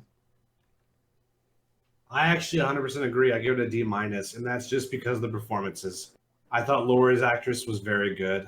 I thought Brad Dourif was... I mean, this might be one of his best roles. Like, this is up there with Wormtongue. Like, this is really, really good. I mean, I would have rather had that movie. Just take Michael Myers out of the picture and just make it a movie about Brad Dourif doing his best to raise these girls. Like, that would have been fantastic. You'll see recuts on YouTube where they take like a horror movie or a comedy and they recut it to make it look like it's part of a different genre. Like, just put the Full House theme over that and just make like an opening, and I would have watched that movie. I thought that would have been great. But Rob Zombie's really good about getting good performances. Even The Devil's Rejects, which I've gone on record saying I really don't like, the performances are fantastic. So I can't give this an F. I hate talking about Halloween, the original Halloween 2, and every review. I hate the fact that that's become a thing. But there's no performance outside of Loomis that I give a shit about in Halloween 2. In this movie, there's like 4 of them. So I can't give it an F. I'm literally not allowed to give it an F. So I give it a D-. Oh boy. It's done. We're done with it. This feels relieving. Yeah, so that's it. That does it for the review and the discussion on Rob Zombie's Halloween 2. We will, however, be discussing the new movie, just some thoughts, some predictions, or whatever. Just kind of talking about our impressions thus far going into the new film, what we feel about it based on the trailers we've watched and everything we just watched through 10 Halloween movies. What do we want to see in the new movie that could ensure that it is worth cleaning the slate? Not that there's a whole lot of great stuff there, but there was some decent stuff. So cleaning all of that off, erasing that. Not really erasing, I guess, but alternate timeline, whatever. Retconning. So what do we want to see in the new one? What are we thinking? What looks good? Pre-thoughts, basically. We're talking thoughts going in before we go see the movie. So kick us off. Sure, yeah. I mean, the cool thing about reviewing all these movies at the same time is you get to see definite trends in what I like and trends in what you like. And I don't think I'm going to surprise anyone when I say I want to see something really new. I like to see Michael Myers in different contexts, but it doesn't have to be Michael. You can actually keep Michael the same and make Laurie very new, which they did. Laurie is she's more Sarah Connor than she is Laurie Strode. She's a badass, movie. Yeah. I mean, if you take it back to the original, the John Carpenter's Halloween, Laurie is very much a victim the entire one. And yeah, she fights back at certain cases with the sewing needle and the coat hanger, which are great scenes, by the way. Especially the coat hanger one. I love that scene in the closet. But every time she does a lot of running away and then, just she's on the defense for most of the time. Whereas what we see in the trailers is this is a Laurie that's on the offense. She wants Michael. She flat out says, I want Michael to escape so that I can kill him. Like, she just wants to end it. She wants to be able to live her life not in fear. And I think that's a large tone of what this movie is. And I mean, Jamie Lee Curtis has gone on record as saying that's why she fell in love with the script, because she didn't want anything to do with this franchise anymore. Not that she hates the franchise. She's not one of those actors that goes on to bigger and better things and then she treats it like a sore spot in her. No, not at all. I think she's always appreciated the fan base, but she didn't want to do any more movies for Halloween because she realized it got worse. Halloween 2 was worse than Halloween 1. Halloween H2O made it okay, but then Resurrection completely screwed the pooch there. So I think she sees some resolution here, and I think she sees with how much what we deal today in 2018, what's kind of being addressed mostly is, women's rights or just women's equality, so on and so forth. A lot of that comes into play, and Jamie Lee Curtis in her real life is very much an advocate for a lot of those rights, and she's very outspoken, like gun control, so on and so forth, which obviously that's not bleeding into this movie because she flat out uses guns. Yeah, she's like a marksman. Yeah, so I mean, clearly there's a difference there. So I don't expect any political agendas coming out of here, but regardless. So she's very passionate about this role because this is a woman that has lived in fear probably for the last 40 years of the night and traumatized from that night when a random stranger broke in and killed her friends. I mean, that's something that would last, your entire life. If you go through something like that, you're never going to forget that. So the fact that killer is still alive, locked up, of course you're going to be thinking, could this happen again? What if he escapes? Is he going to come for me? Is he going to come for my loved ones? I completely understand where she's coming from. So I love the idea of a Laurie that takes charge and is just more proactive. She's going to take the offense to Michael, and I think that's great. She seems like very strong character, and I'm looking forward to that aspect in terms of Laurie. That could do the trick. That could be one way to do it. I would really like some new interactions between Michael and Laurie, though. I'd like to see some new stuff when those two are together. I'm not saying they have to hold hands or some shit, but I would like to really see a. Well, I mean, yes and no, because now we're dealing with a Michael that's no longer her brother. So you take away the family element. I mean, I get what you're saying. New interactions are good, and I think we're going to get that. But now that you take the brother and sister aspect away, now it really was just some creepy stranger breaking in, slaughtering her friends, attempting to kill her and kids. Like, now she has nothing to feel attached to this person other than he was the cause of her trauma. So there might be some interesting interplay based on that. But yeah, I don't know. Well, I have to make assumptions about the movie at this point because I don't necessarily know why Michael Myers goes after her this time, other than like this is his revenge to finish it's the like job. You made me bleed. Yeah. Well, maybe. But even if they retcon the brother sister thing, if Michael is trying to just like target down Jamie Lee Curtis again, it's still in my mind. It's still gonna feel like that. It's like, man, get a new hobby, Michael. Like, I really hope they do that in an interesting way, but I don't know. Well, we'll see, though. It could be possible that he escapes and then goes on a killing spree, and Laurie finds out and she knows he escapes, right? So she's going to try and hunt him down and find him. I don't know. This is just speculating. Obviously, we don't know anything about the movie other than what they showed in the one or two trailers, and I don't even think you watched the second trailer, or one of them. I remember you watched one of them, but. So the retconning the brother and sister thing, which in my opinion is good because I felt like the whole series got dominated by family ties. And that's where it really, not that I didn't like the Jamie stuff. I really like the Jamie stuff, but I didn't like the idea that Michael's trying to kill off every remaining it just became the center piece of the entire series. And he can never move on from that because once he does, then what? Like, he moves on from killing his family. If that's his real motive, then what does he do? Whereas in this one, it's like, if you take away that tie, the only reason you could see him going back after Laurie is because legitimately he wants to finish the one that escaped, and then he'll move on to more killing. Like, that's how I would see it. He wants to keep terrorizing people. I don't know. We don't know if he goes after Laurie, if Laurie goes after him, if it's a mix, or maybe it's just happenstance that he comes across her again. Maybe he goes back to Haddonfield and she never moved away from Haddonfield, or I don't know. But I hope it's a possibility. I hope I see something that, I hope if I make the top 10 things of what I'm expecting to see or what I think will happen, I hope all 10 of them are wrong. That's, I think, the best hope I can go into with this movie. Unpredictability. You want to see some twists and turns. Absolutely. Well, twist might be the wrong word. Not like a story twist. I don't want the expectations set by the movie itself to be violated unless there's a good reason. But like my before viewing experience, yes, I would want my expectations to be crushed in a good way. Sure, absolutely. So we talked a little bit Laurie, what we want to see from Laurie. How about, because Loomis is gone, so how do you expect to fill that void, or do you expect that to be filled at all or addressed at all? I don't think it'll be filled at all. I think it'll be addressed. I think they're going to address it in a big way even, but I don't think they're going to fill that. Okay.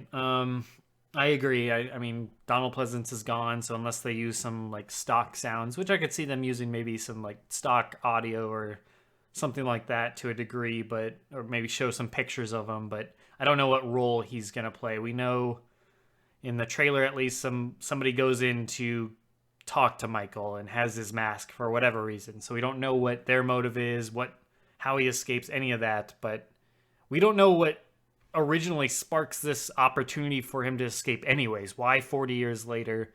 We know nothing about that. Let me think. So from Michael's perspective, what are your hopes there? Because I don't know if we know they're retconning anything that happened in the sequel, so it's just the original that they're going from, but he got shot. I mean, at the end of the day, because I've heard the directors or writers or whatever say in interviews that they want to make Michael more grounded in reality again, less less supernatural, like you can't kill him type of thing. I may be wrong on that. I feel like I've heard that in interviews.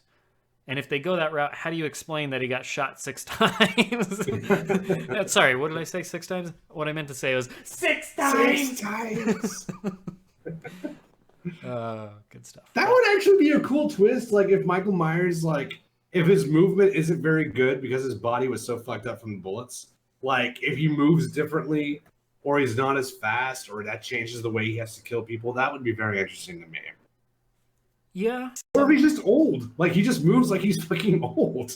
Like, Yeah, because he'd be in the original. He was 50s. like, well, yeah, in the original though, yeah, he was in like what 17 or I think he was supposed to only be like 17 years old in the original.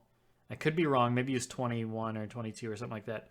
I know he's around that 5 or 6 year range there. But yeah, so he would definitely be in his 50s, I think is a safe assumption. 50s, early 60s in here. So yeah, I mean, he should be showing signs of age and wear and tear. I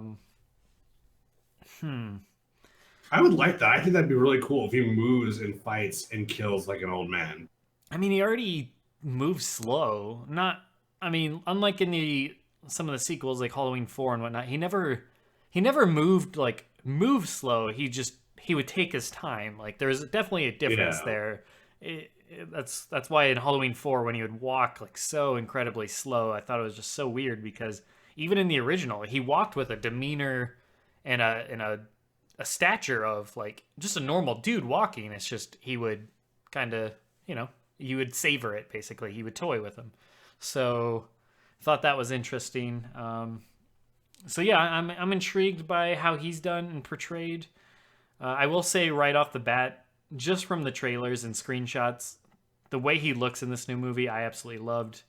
You know that I'm trying to create a exact 1-to-1 like of what he looks like in the movie. I've already painted the mask. I got a new one and painted it. It doesn't look perfect, but it looks close. I'm still working on it.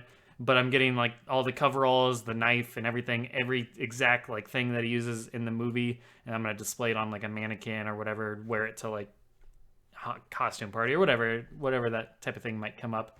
But the reason why I felt so compelled to do that is because I just think his look in this new one looks fantastic. And a lot of that comes down to the mask. I've said in all of these reviews or discussions, I've always commented, I think in every single one, my thoughts on his mask, because that's his character. That's when you think Michael Myers, you think of that mask probably before you think of anything else. At least visually, it's that mask. So, the first one has always been what I've deemed the best looking, just the original one. I really like that, and they've changed. In the second one, it was a lot like widespread because of Dick Warlock's face. Like his head was obviously. It was squishy. It was like more squished out, like a watermelon or whatever. You know what I mean? Like it was just bigger in that fashion. Yeah, so it stretched the mask out to make it look distorted, so it looked different. I mean, it's an interesting mask to begin with, because the reason why he's called the Shape is because even that mask, you can't really. You change the lighting on that mask, it completely changes how it looks. People like diehard fans have been trying to recreate that mask for 40 years, and you see so many that look really close, but none of them really capture that exact look, is because it changes. Every little shot you look at looks a little bit different. So just because it's the Shape. So yeah, and the second one, it looked a little different. It was more tattered because it was kept under, I think, Deborah Hill's bed for a while, or kept on Nick Castle's above his fireplace or whatever. So it definitely started to age a bit and deteriorate, as latex does.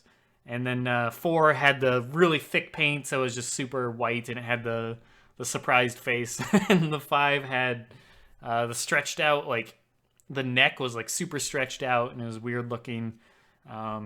6 looked good. No real distinguishing features stuck out to me. H2O looked decent, but we also had that CGI mask and all the weirdness, and the plain blank white one that was really odd. I think H2O is probably the weirdest for me. It had the worst moments for sure. You get a lot more eyes in that one too, which we've noted. Sometimes you don't really see his eyes. Sometimes they have the black screens to prevent you from seeing his eyes. Sometimes you get a little. Sometimes you get a lot. Definitely think there's a good balance there. And then Resurrection.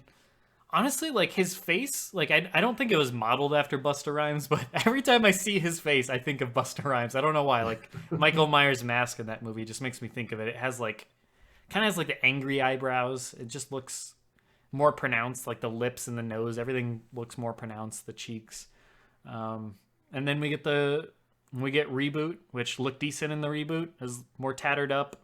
And then the sequel, which we just covered, where it was really torn up and half of it was torn off by the stripper, I believe. When she grabs at his face, I'm pretty sure she tears half of it off. Yeah, so in this, what are your thoughts on The Mask? I know you haven't been as kind of meticulous about The Mask as I have been throughout the series, but your thoughts on The Mask? Do you like it? Just based on what you've seen so far, do you not like it?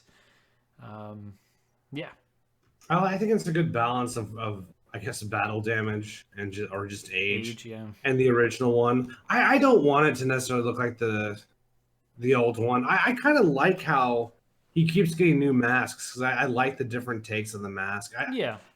I actually disagree on part 4 the most. I actually think the blank white featureless face looked good.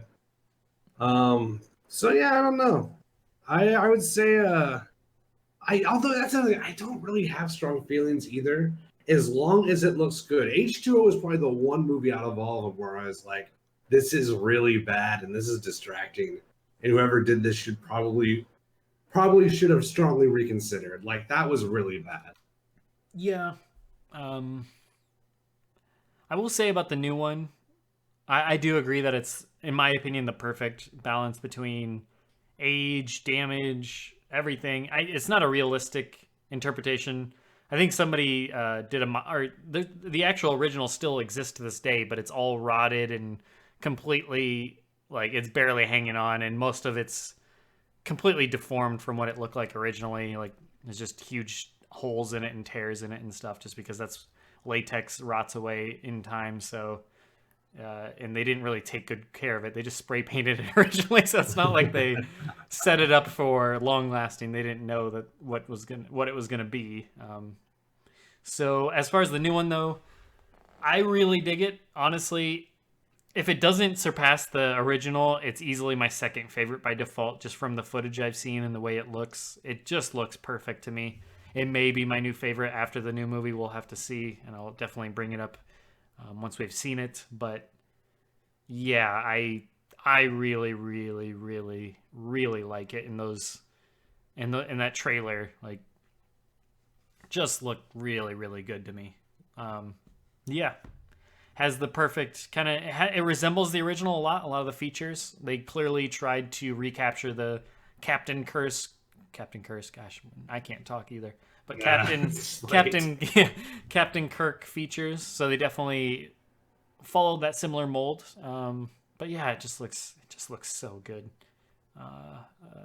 Any other thoughts? One other thing I did want to mention is I hope to see a lot of long shots in the film, because the trailer where he goes and he bumps into the kid, and then because that's already a callback, and I want to see a lot of that. I don't want it to be like I don't want it to follow the same thing. Like, I don't want it to be like, oh, this is the new Halloween 2. You know, it's a lot in the hospital. You know, nothing like that. I want it to be its own original thing. But I love that he bumps into the kid. He walks down the alleyway or whatever, the side next to the person's house, grabs the hammer, goes into the house. Like, that's all one long shot. I love that kind of stuff. I'm a sucker for these kind of shots, and the lighting and everything just looked absolutely perfect to me. So I'm really looking forward to that, and everything the directors and writers have said about this film, like in interviews, they seem like huge fans of the series and just really treat it like a love letter to the series. And the fact that they got Carpenter and Jamie Lee back makes me have a lot of hope that there's a lot of making that and shots like that that really capture that style of Halloween, the original. I'm not really expecting too much. Expecting is the wrong word. I'm not requiring too much from this movie. If it does have problems, I am super ready to forgive whatever they got, as long as I'm not bored. If I'm not Sure. bored, I am ready to forgive whatever. And I actually want to ask: did you want to give prediction scores of what you? I mean, Yeah, we can do that. Yeah. some. Predict what. Some would argue that's counterproductive to reviewing the movie later, but I disagree with that. I think it's a great thing to No, do. it's a good kind of. It's setting what you expect it to be. Not well. It's what you expect it or you think it will be. What just based on what you've seen or the trailers or just whatever of what you're thinking or reviews or anything. What it's currently reviewed at score wise. Those all play a factor in changing what your thoughts or what your expectations are, anything like that. So yeah, we can absolutely give kind of impression review based on what you've seen thus far going into it, what you think you're gonna like, how much you think you're gonna like it or whatever, and then we'll definitely obviously cover in depth after we've seen it. Before we get to we'll let the score be the last thing. I did have one or two other things to touch up on. I do hope that they bring, to me, not to like belabor this point because I mentioned it before, it would be awesome if Danielle Harris was in it. I don't know if she is. I don't think she is. I haven't heard anything that she is, and I feel like if she was, I would have probably heard it that she is. But even if it's just a minor role, God, I don't want the. She played a major part in the series, as Jamie in 4 and 5, and then she was even Annie in the reboot. She is just right up there with Jamie Lee Curtis in terms of importance to this franchise, as well as Dr. Loomis, in my opinion. I think Danielle Harris is that number 3 there, right between those two as the top billed people that are associated with this franchise. Danielle Harris is right there as number 3, and she doesn't get nearly the credit that, a Jamie Lee does, other than by fans. Obviously, fans of the series clearly give a lot of credit to her and a lot of importance to her and hold her in high regard. But from a general audience, they probably don't recognize her as that. But for her sake, I hope she was at least interested in being a part of this, or that they were interested as filmmakers, being fans of the series themselves, at getting her to be a part of this in some fashion. I think that'd be fantastic. So I do hope she makes it in somehow. So that way the Rob Zombie thing wasn't the final thing for her. I think she deserves better than that personally, even though she was good in those movies. I don't know if you, yeah. I mean, if I'm a betting man, I'm going to say she's probably not going to show up. I agree. But I feel like she should. I mean, it would be harmless just because, well, it's hard. I think it would have been easier if she wasn't in the zombie movies, because the zombie movies are still kind of in like the recent part of the public consciousness. So sure. And that's maybe fair. it'd be difficult at this point. That's fair. Yeah. I could see that, but even if it's a cameo, I mean, that's not going to hurt the film just to have her play a very minor, she's on the screen for less than a minute thing, just as a nod. A lot of filmmakers will do that as nods to and I expect to get some of that. I expect this movie to have some nods to previous movies, even if it is retconning them. I mean, Friday the 13th, the reboot of that, had a lot of nods to the series, even though it was replacing them. So, in a sense. But, yeah. So, it's just that'd be cool. It's nothing that I'm going to be, like, disappointed if it doesn't happen. And there could be sequels that she's involved with, too. We don't know. And I guess that's the next thing I wanted to talk about is potential sequel. Because they're already... and this is a bittersweet thing for me. So, we have talked about how when they do something really right by, Halloween 4 was decent, and then they dropped off. And then Halloween... H2O was okay, but then they dropped off. Are you worried about a sequel? Do you want to see a sequel? If you like the movie, would you rather that just be it? Would you, if you really end up liking this new one, say you give it a high score or whatever, and you think it was really fun, would you want it to be done and just call it good without potentially rolling those dice again? Or are you, if you really enjoy it, you want more of it? I don't, what's your stance on that? Depends on John Carpenter. If John Carpenter's still involved and the talent is still there, I'd be okay with the sequel. But gosh, you're always throwing dice. Like I said, I want to see Michael Myers in a trench coat. I don't want to see the same shit anymore. That is especially true now that we've watched 10 movies over the course of like 5 weeks. So yeah, I am ready for something different. I am ready for a new take on Michael Myers, especially if it's canon. So yeah, I'm open to a sequel, but I don't need one. I mean, honestly, I don't even really need this movie. I'm glad it's happening because John Carpenter. I mean, the guy's getting old. I don't know how much Carpenter we have left. You know, his years are approaching. So I'm glad it's happening. I'm glad he's involved. But like, I don't know. I think the first one at the end of the day is all you really need. If this one proves me wrong, awesome. I will be so happy. But otherwise, no matter how bad it is or how good it is, I still have the first one. But if the talent is still there, even if this movie's bad, I'd be open to a sequel just because, like, okay, well, that sucked. Let's try again, you know? Well, there's the good news. Is the bittersweet part about this is they're already potentially working on a sequel. So let's backtrack again a little bit here. So when the writers, who was Danny McBride and Jason Gordon Green, I think is the other one. Danny McBride, the Eastbound and Down guy. Yeah, I was about to say Danny McBride. No, that is who is Wow, I involved didn't know in this. that. Yeah, he and Jason Gordon Green wrote the film, and then David Bloom or whatever is the producer or whatever. So it's under Bloomhouse. But yeah, Jason Gordon Green, I think is his name. I could be messing that up a little bit.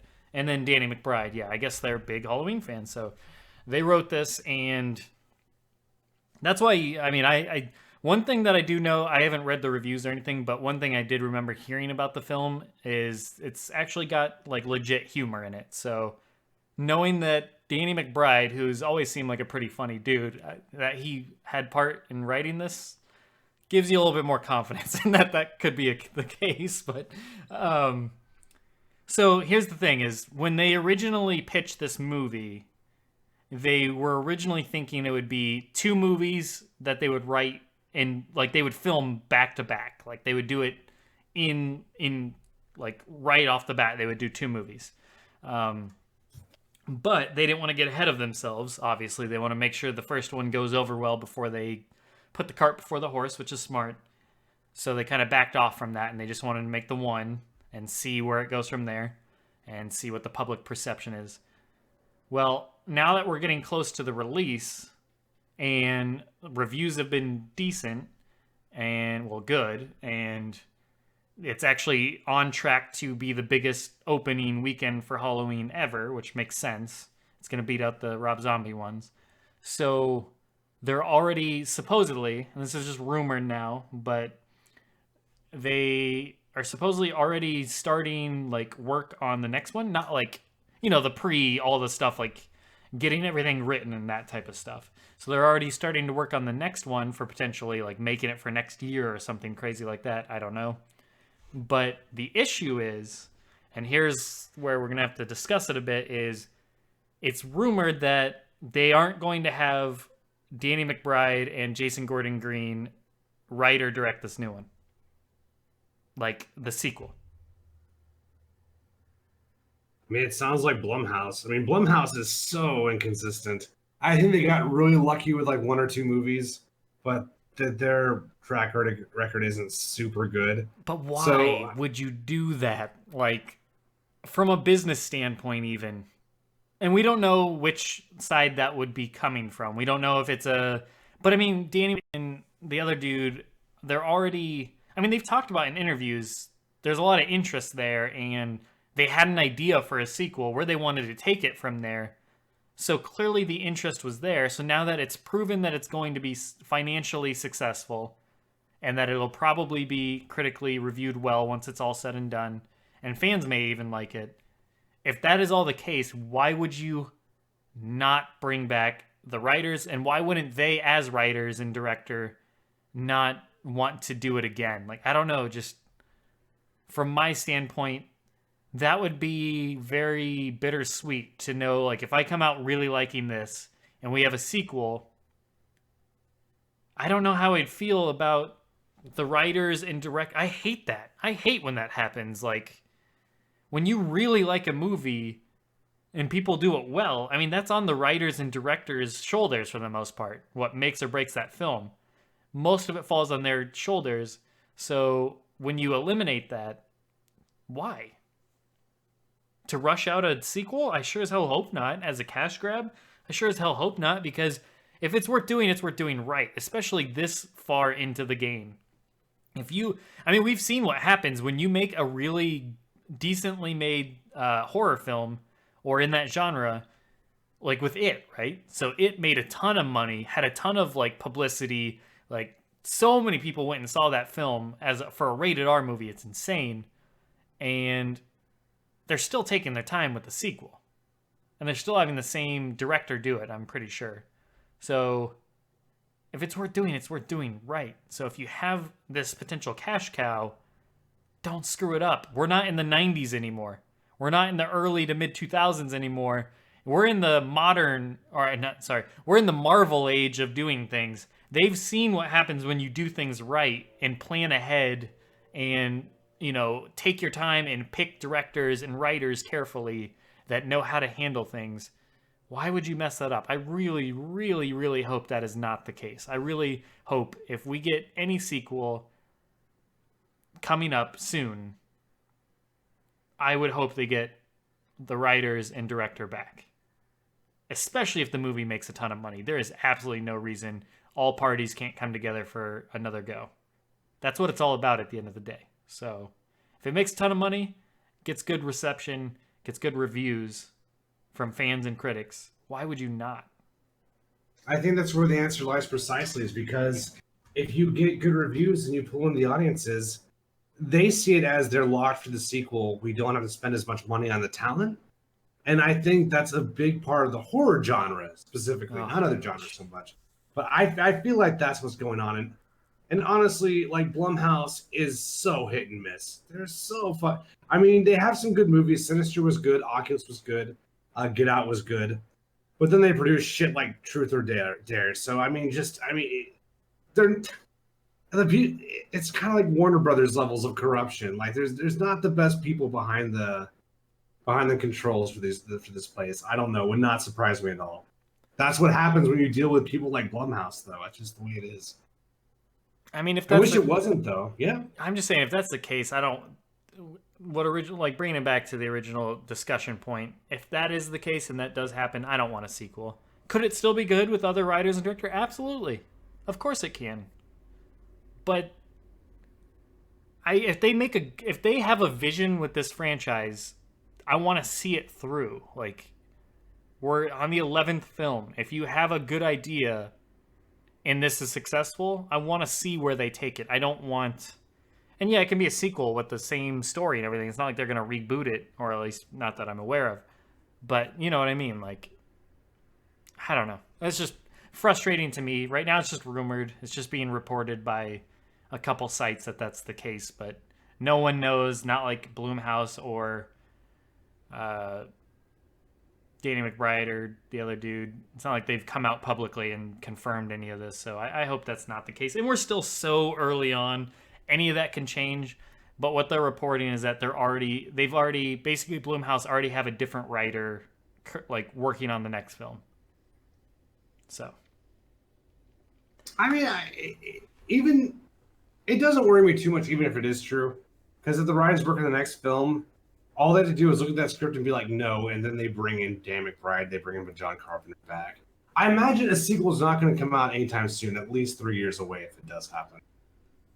I mean, what they're saying is it could be as early as next Halloween time frame. Possible, but if I was a betting man, I would bet against it. Because you got to take into consideration this movie itself is very low budget. Like I should look up what the budget is, but I'm pretty sure that's also what it's charming about it is it's much more modest budget rather than the crazy budgets of today's movies. But I think that's why it's going to be so, like, it's going to turn such a high profit, is because it is a low budget, which in turn, there is another impact here at play is Friday the 13th, and which there's legal battles going on, which I think just finally ended. That's good. But so there's Friday the 13th and Nightmare on Elm Street. Those got shut down because Warner Brothers wasn't seeing as big of a profit as they thought. So they just thought those movies weren't in anymore. But when you have It do so well, a classic horror genre movie, film, whatever, TV series, book, when you had that do as well as it did, and if this movie does really well, which is much more in line to, Freddy and Jason, if you can make Michael Myers work again, you can make those other ones work as well under the right circumstances with the right direction. I think if this one does really well and turns a big profit, that, if anything, is going to give us a higher chance of those movies being made again, and hopefully well. But let me check the budget. Yeah, there's still a lot of old ideas. Okay, $10 million, which is pretty modest these days. So, yeah. No, that's really modest. Yeah. Like, if you translate that back into like the 70s, that's like nothing. It's like $2,000 or some shit. So cool. No, yeah. 2 million. I went to 0 or 2 out of there. But yeah, we'll see. I mean, it's honestly though, like it just gets all on Carpenter, because I think no matter how good or bad Blumhouse is, no one's gonna want to produce a movie where Carpenter walked out on. So as long as he's on board from the beginning, they're probably gonna do what he says. Because he's old, he doesn't give a shit anymore. Like, he's not gonna play ball. If he thinks your movie sucks, he's gonna tell you probably. I hope. That's what I imagine, at least. I could be wrong about that. Sure.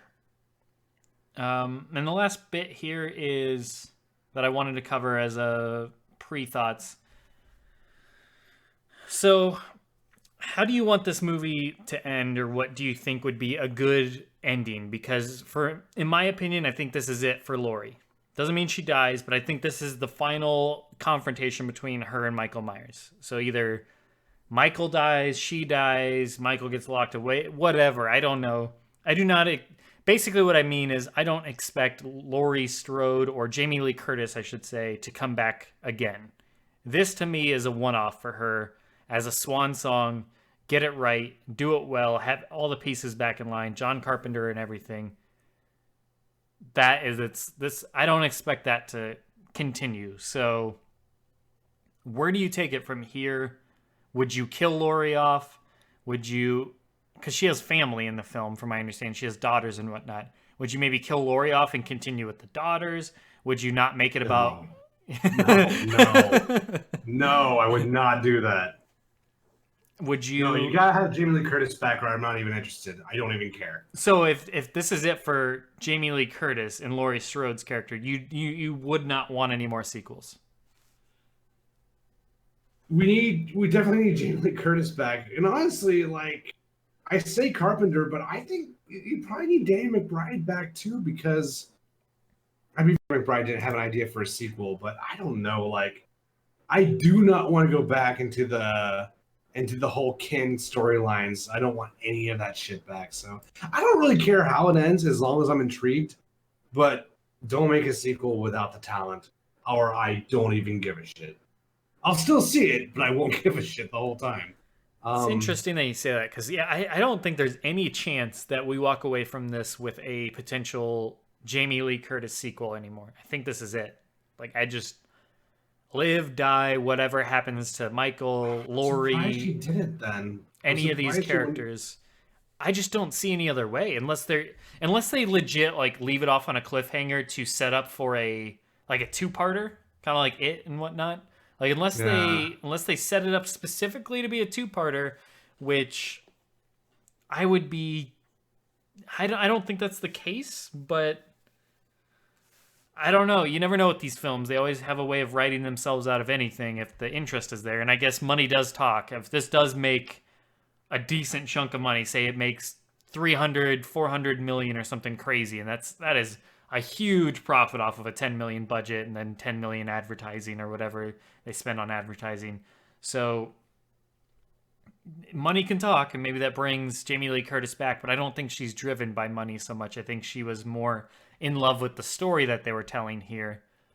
So I just don't see her coming back after this. I think this is it. Like, this is done, and that's where I'm curious is where you would even take the franchise from here.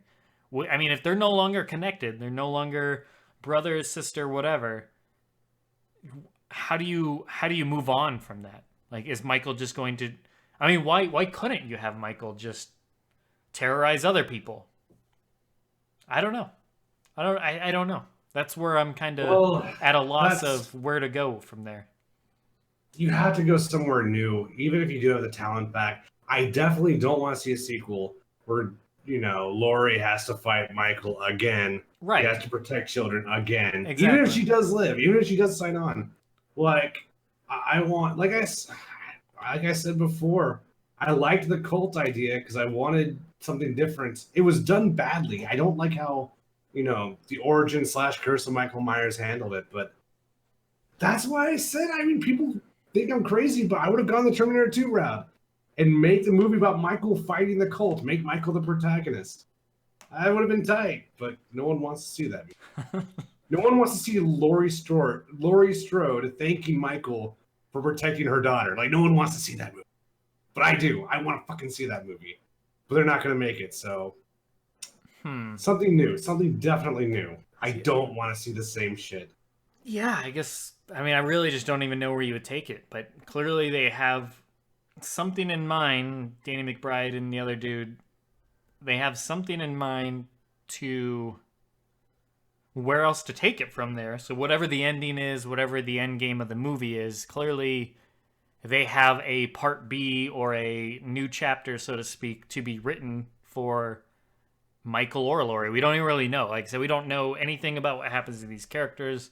We're just speculating, hypothesizing on where they could take it. That's where I'm kind of intrigued, is I don't know what the hell to expect from this movie, other than we know we're getting Laurie versus Michael, a Laurie that's prepared for Michael. And that's it. We don't know any of Michael's motivations. We don't know if you kill off Laurie, what would Michael do then? What would, like, if you did a sequel without Michael, what would that look like? I don't even know. But regardless, that covers that. So I think that was all I wanted to cover on the film. So now that just leaves the scores that we are predicting on our enjoyment of this film. And yeah, then we can have kind of something to come back to. And we will have, I will say, we do plan to do a retrospective of the series, kind of summing up our overall thoughts on the series, comparing at that point, and this will come after the movie review of the new movie, where I will sum up all of our grades, like I'll average out all of our grades of the films to see where they all rank when you combine both of our scores. So I will do that as well, and then we can kind of add the new film to that as well, see where that ranks amongst everything. So anyways, do you want to go first? For my score prediction? Yeah. I am predicting a B-. Any particular reason why? Because I don't think they're going to take any chances. I think this movie is very much going to be the spirit of the first one, with fantastic performances and a sick-ass twist. But I don't think they're going to do anything new with Michael. But that's okay, though. If I enjoy the movie and I'm not bored and I like all the characters, I am all right with that. I'm not behind the writer's desk here, so B-. Comparatively, B- is a pretty good score. So yeah, I don't just give out B-, so that's where I'm coming from. Yeah, I'm pretty sure. I'm a little bit tired, but that's what I'm aiming. That's what I'm guessing at. Yeah, I'm pretty sure a B- for you would put that in your top 4 of the franchise. So that is definitely a solid score. For me, I'm predicting an A-. And that may sound like, I'm getting my hopes up like crazy and they're never going to be lived up to. I'm pretty good at detecting when I watch trailers what I'm going to like and what I'm not going to like. There's a reason why. I only go see movies in theaters that I'm almost positive I'm going to enjoy. Because to me, it's not really worth the time and effort if I feel like there's a chance that I might as well just go watch it on Blu-ray if I'm not entirely sure what I'm getting myself into, to a degree. So I think with getting John Carpenter back, who is somebody that really probably none of the directors or writers even thought they could get John Carpenter involved. But not only did he love the script, but he helped make notes on the script to kind of refine it a bit.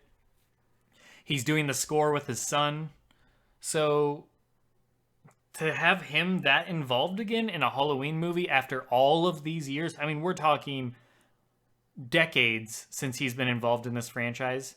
Clearly something happened here that won him over, that wasn't there before. So he has confidence in this. You have Jamie Lee Curtis, who same kind of fashion. She has confidence in this, so she's being brought back. I like the story being told. I like that it's a direct sequel to the first one. My still favorite of the franchise for both of us, I'm sure. So yeah, I expect this to be top 3 of the franchise, if not just behind the first one. I don't expect it to be better than the first one, but we'll see. I could be way off base there. Maybe I'll hate it. Maybe not. Maybe I'll just think it's okay. Maybe it'll have whatever. But after watching the Rob Zombie films, I can safely say I have way more confidence that it'll be better than those. Yeah. But I mean, it's one of those how bad could it possibly be kind of situations. Right. For me, at least, I'm not expecting anything horrible. Right. I don't think there's going to be anything that bothers me as much as the Rob Zombie ones. At its worst, it's going to be okay, in my opinion. I don't think it's going to be bad. But I'm predicting I'm going to give it an A-. I could easily see it fall in the B's, but if I had to predict, A-. And I think I gave the original Halloween an A, so I think it's just going to be right behind it in terms of where I like it in the franchise. That said, so you gave it a B-, I gave it an A-. So we'll leave it at that, and then next stop is the new film. So we should have that review up on Friday night, Saturday night, one of those 2 nights, depends when I edit it. So look forward to that, and then the retrospective on the entire series, just whenever we feel like. I would imagine sometime within a week of all of this, week or 2. So you'll see that eventually. Anyways, I just want to thank everybody for tuning in along this journey. We're not quite done yet. Hopefully you guys go check out the new movie and then check out our review and discussion. It's been a great, fun time. Thanks everyone for tuning in. See you guys later. Take care, everybody. Oh yeah, and one more thing. Happy Halloween. Let me handle this. Where is she? I don't want to go in there, Sheriff.